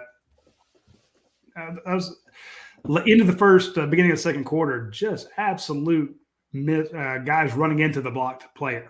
It's like, look, cut behind your blocker. He's doing his job, and then you run into the guy that he's blocking. It's like, that's some. I can see Todd Monken in the press box. I mean, in the coach's box, just pulling his hair out, going, "Damn it, we blocked that play right. You ran the wrong spot, or you know." What's interesting? At 3 different times this year, I've said Kenny McIntosh is Georgia's best running back. Zamir White's Georgia's best running back, and right now, I think James Cook's Georgia's best running back.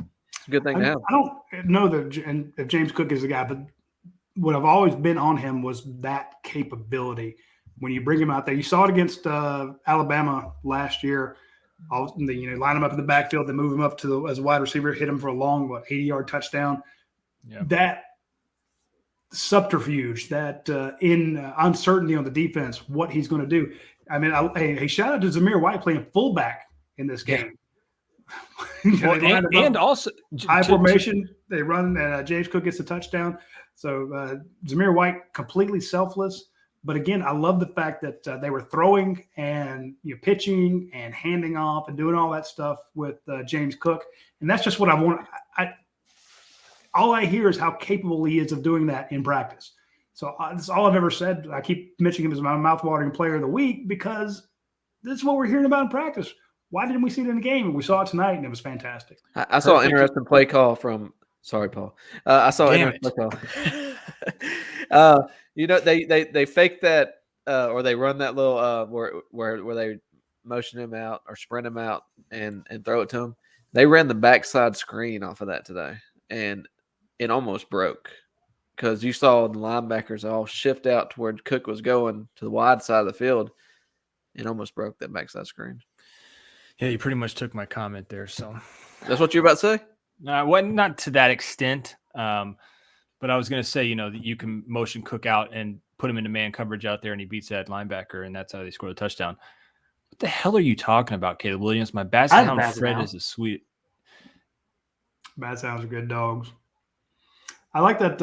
I didn't get to watch College Game Day, but I was listening to it this morning when I was out on my walk, and they did a whole thing on the dogs, dog things, and dog mascots. Did anybody get a chance to watch that? I did not.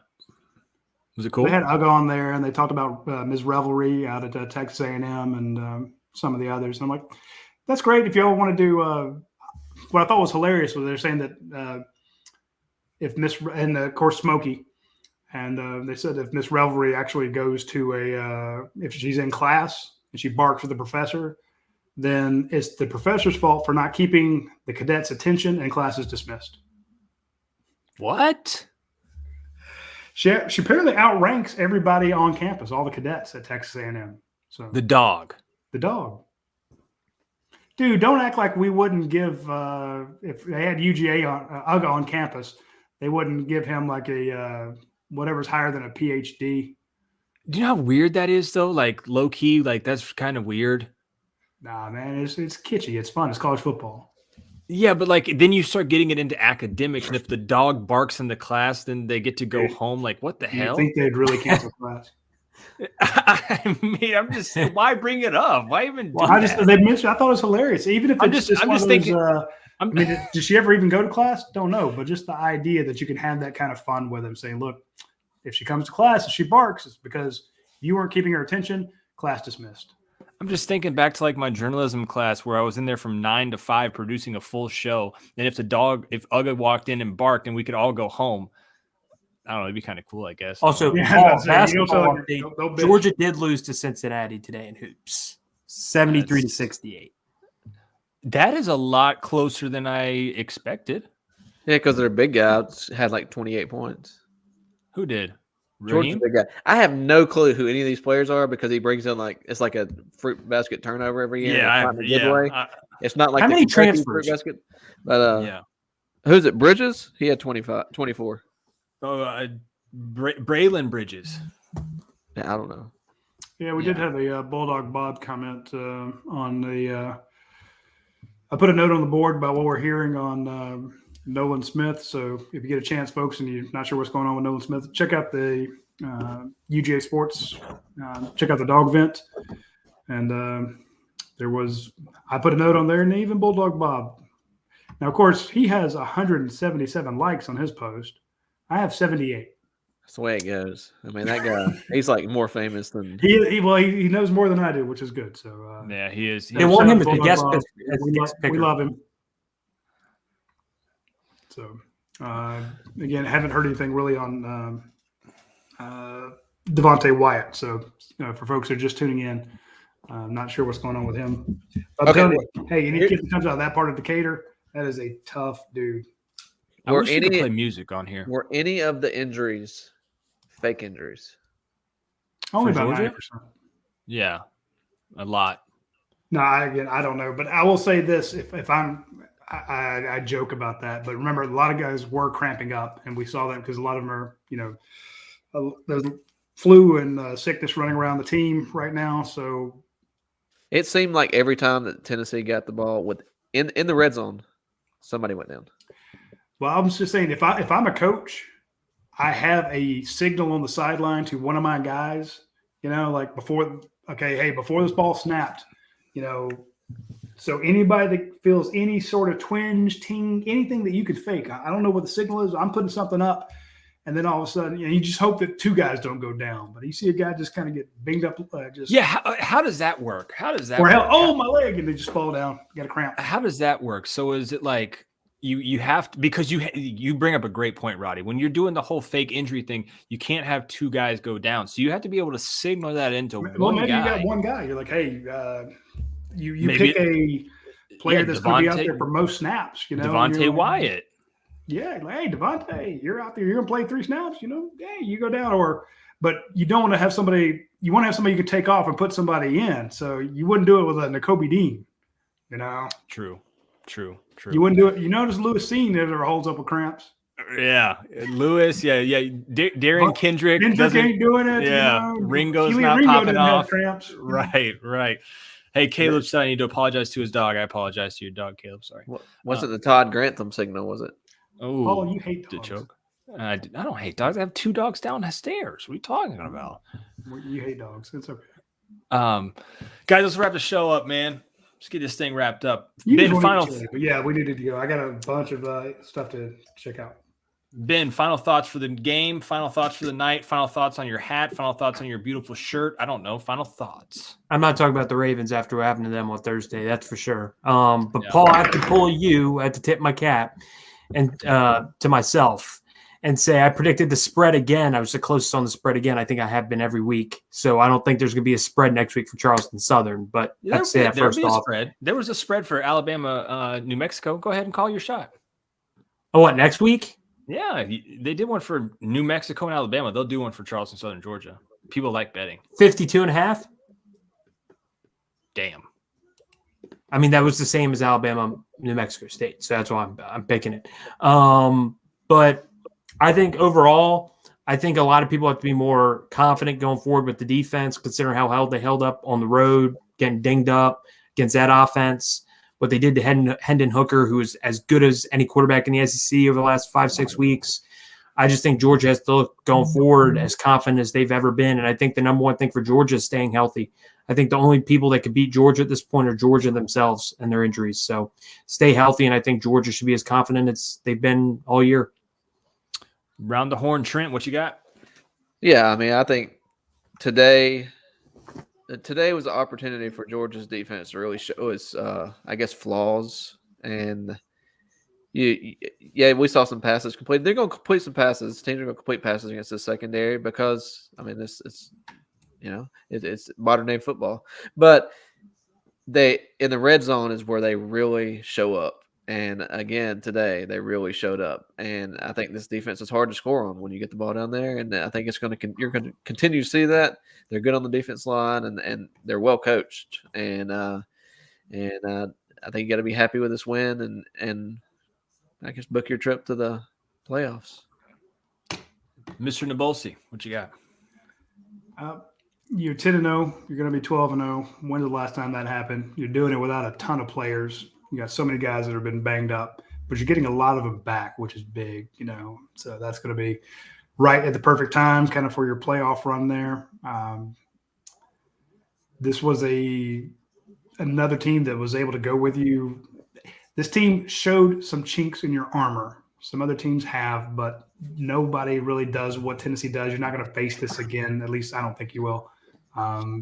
There are things you can fix, but you can't worry and freak out about that. Enjoy the ride. You got a couple fun games coming up here. Get healthy and start looking at the playoffs. I'm with Trent there, and watch the recruiting. Keep your eye on recruits because it's hot.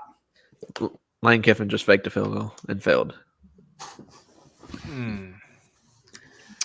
Well, guys, to wrap it up, 41-17 in Knoxville. I think you take that every single year.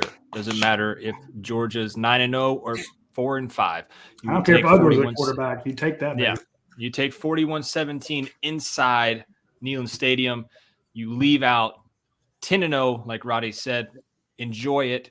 We said it last week. I'm going to say it again. Enjoy it, guys. This team is really special. They're missing a lot of players, missing a lot of key guys. Enjoy it. Next week against Charleston Southern, though, you guys will get to see what you always like to see. The young kids, the young guys are going to get out there. You might get to see Brock. You might get to see, Xavier Sorey, all those young guys. Enjoy watching the young guys against Charleston Southern. Chaz Chandless. Let's go. Yeah, get to see those young guys that you've talked about for so long being the recruits. Next week's that week, and then hell, the week after against Tech, you might see those same guys back out there. But no. Also, thank you guys so much for the super chats. Not only the super chats, but for all the loyal guys that watch. Amari Carmichael, Caleb Williams. I know we gave you hell tonight, but we appreciate it, man. The Auntie gave us super chat. The list goes on, guys. Thanks, if Auntie.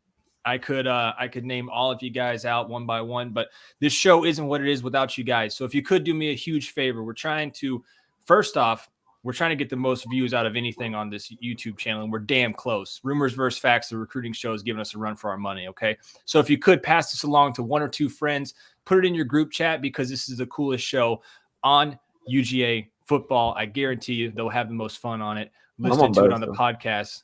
Trent, be quiet. This is this show, not the next one, okay? And thanks to Rogue Apothecary for sponsoring our show. Yes, I was getting there. Roddy took it from me, but thank you, Rogue. And also, go ahead and hit that thumbs up on this. If you're not a subscriber on the YouTube channel, hit that subscribe button. We're trying to get to 20K before the SEC championship. We're going to be damn close, guys. And if you guys help us get there, Roddy's got some cool giveaways. I just signed him up for those. So he's got some cool giveaways that he is. Bills here. Y'all can have FedEx bill. I got a team roster. Yeah. I've got. I got some Buffalo Trace. If you want to come to the house, we can drink. What do I have? I don't have anything cool. I'll see y'all later. All right, guys. Thank you as always. Postgame Overreaction show. We're out. Thanks again.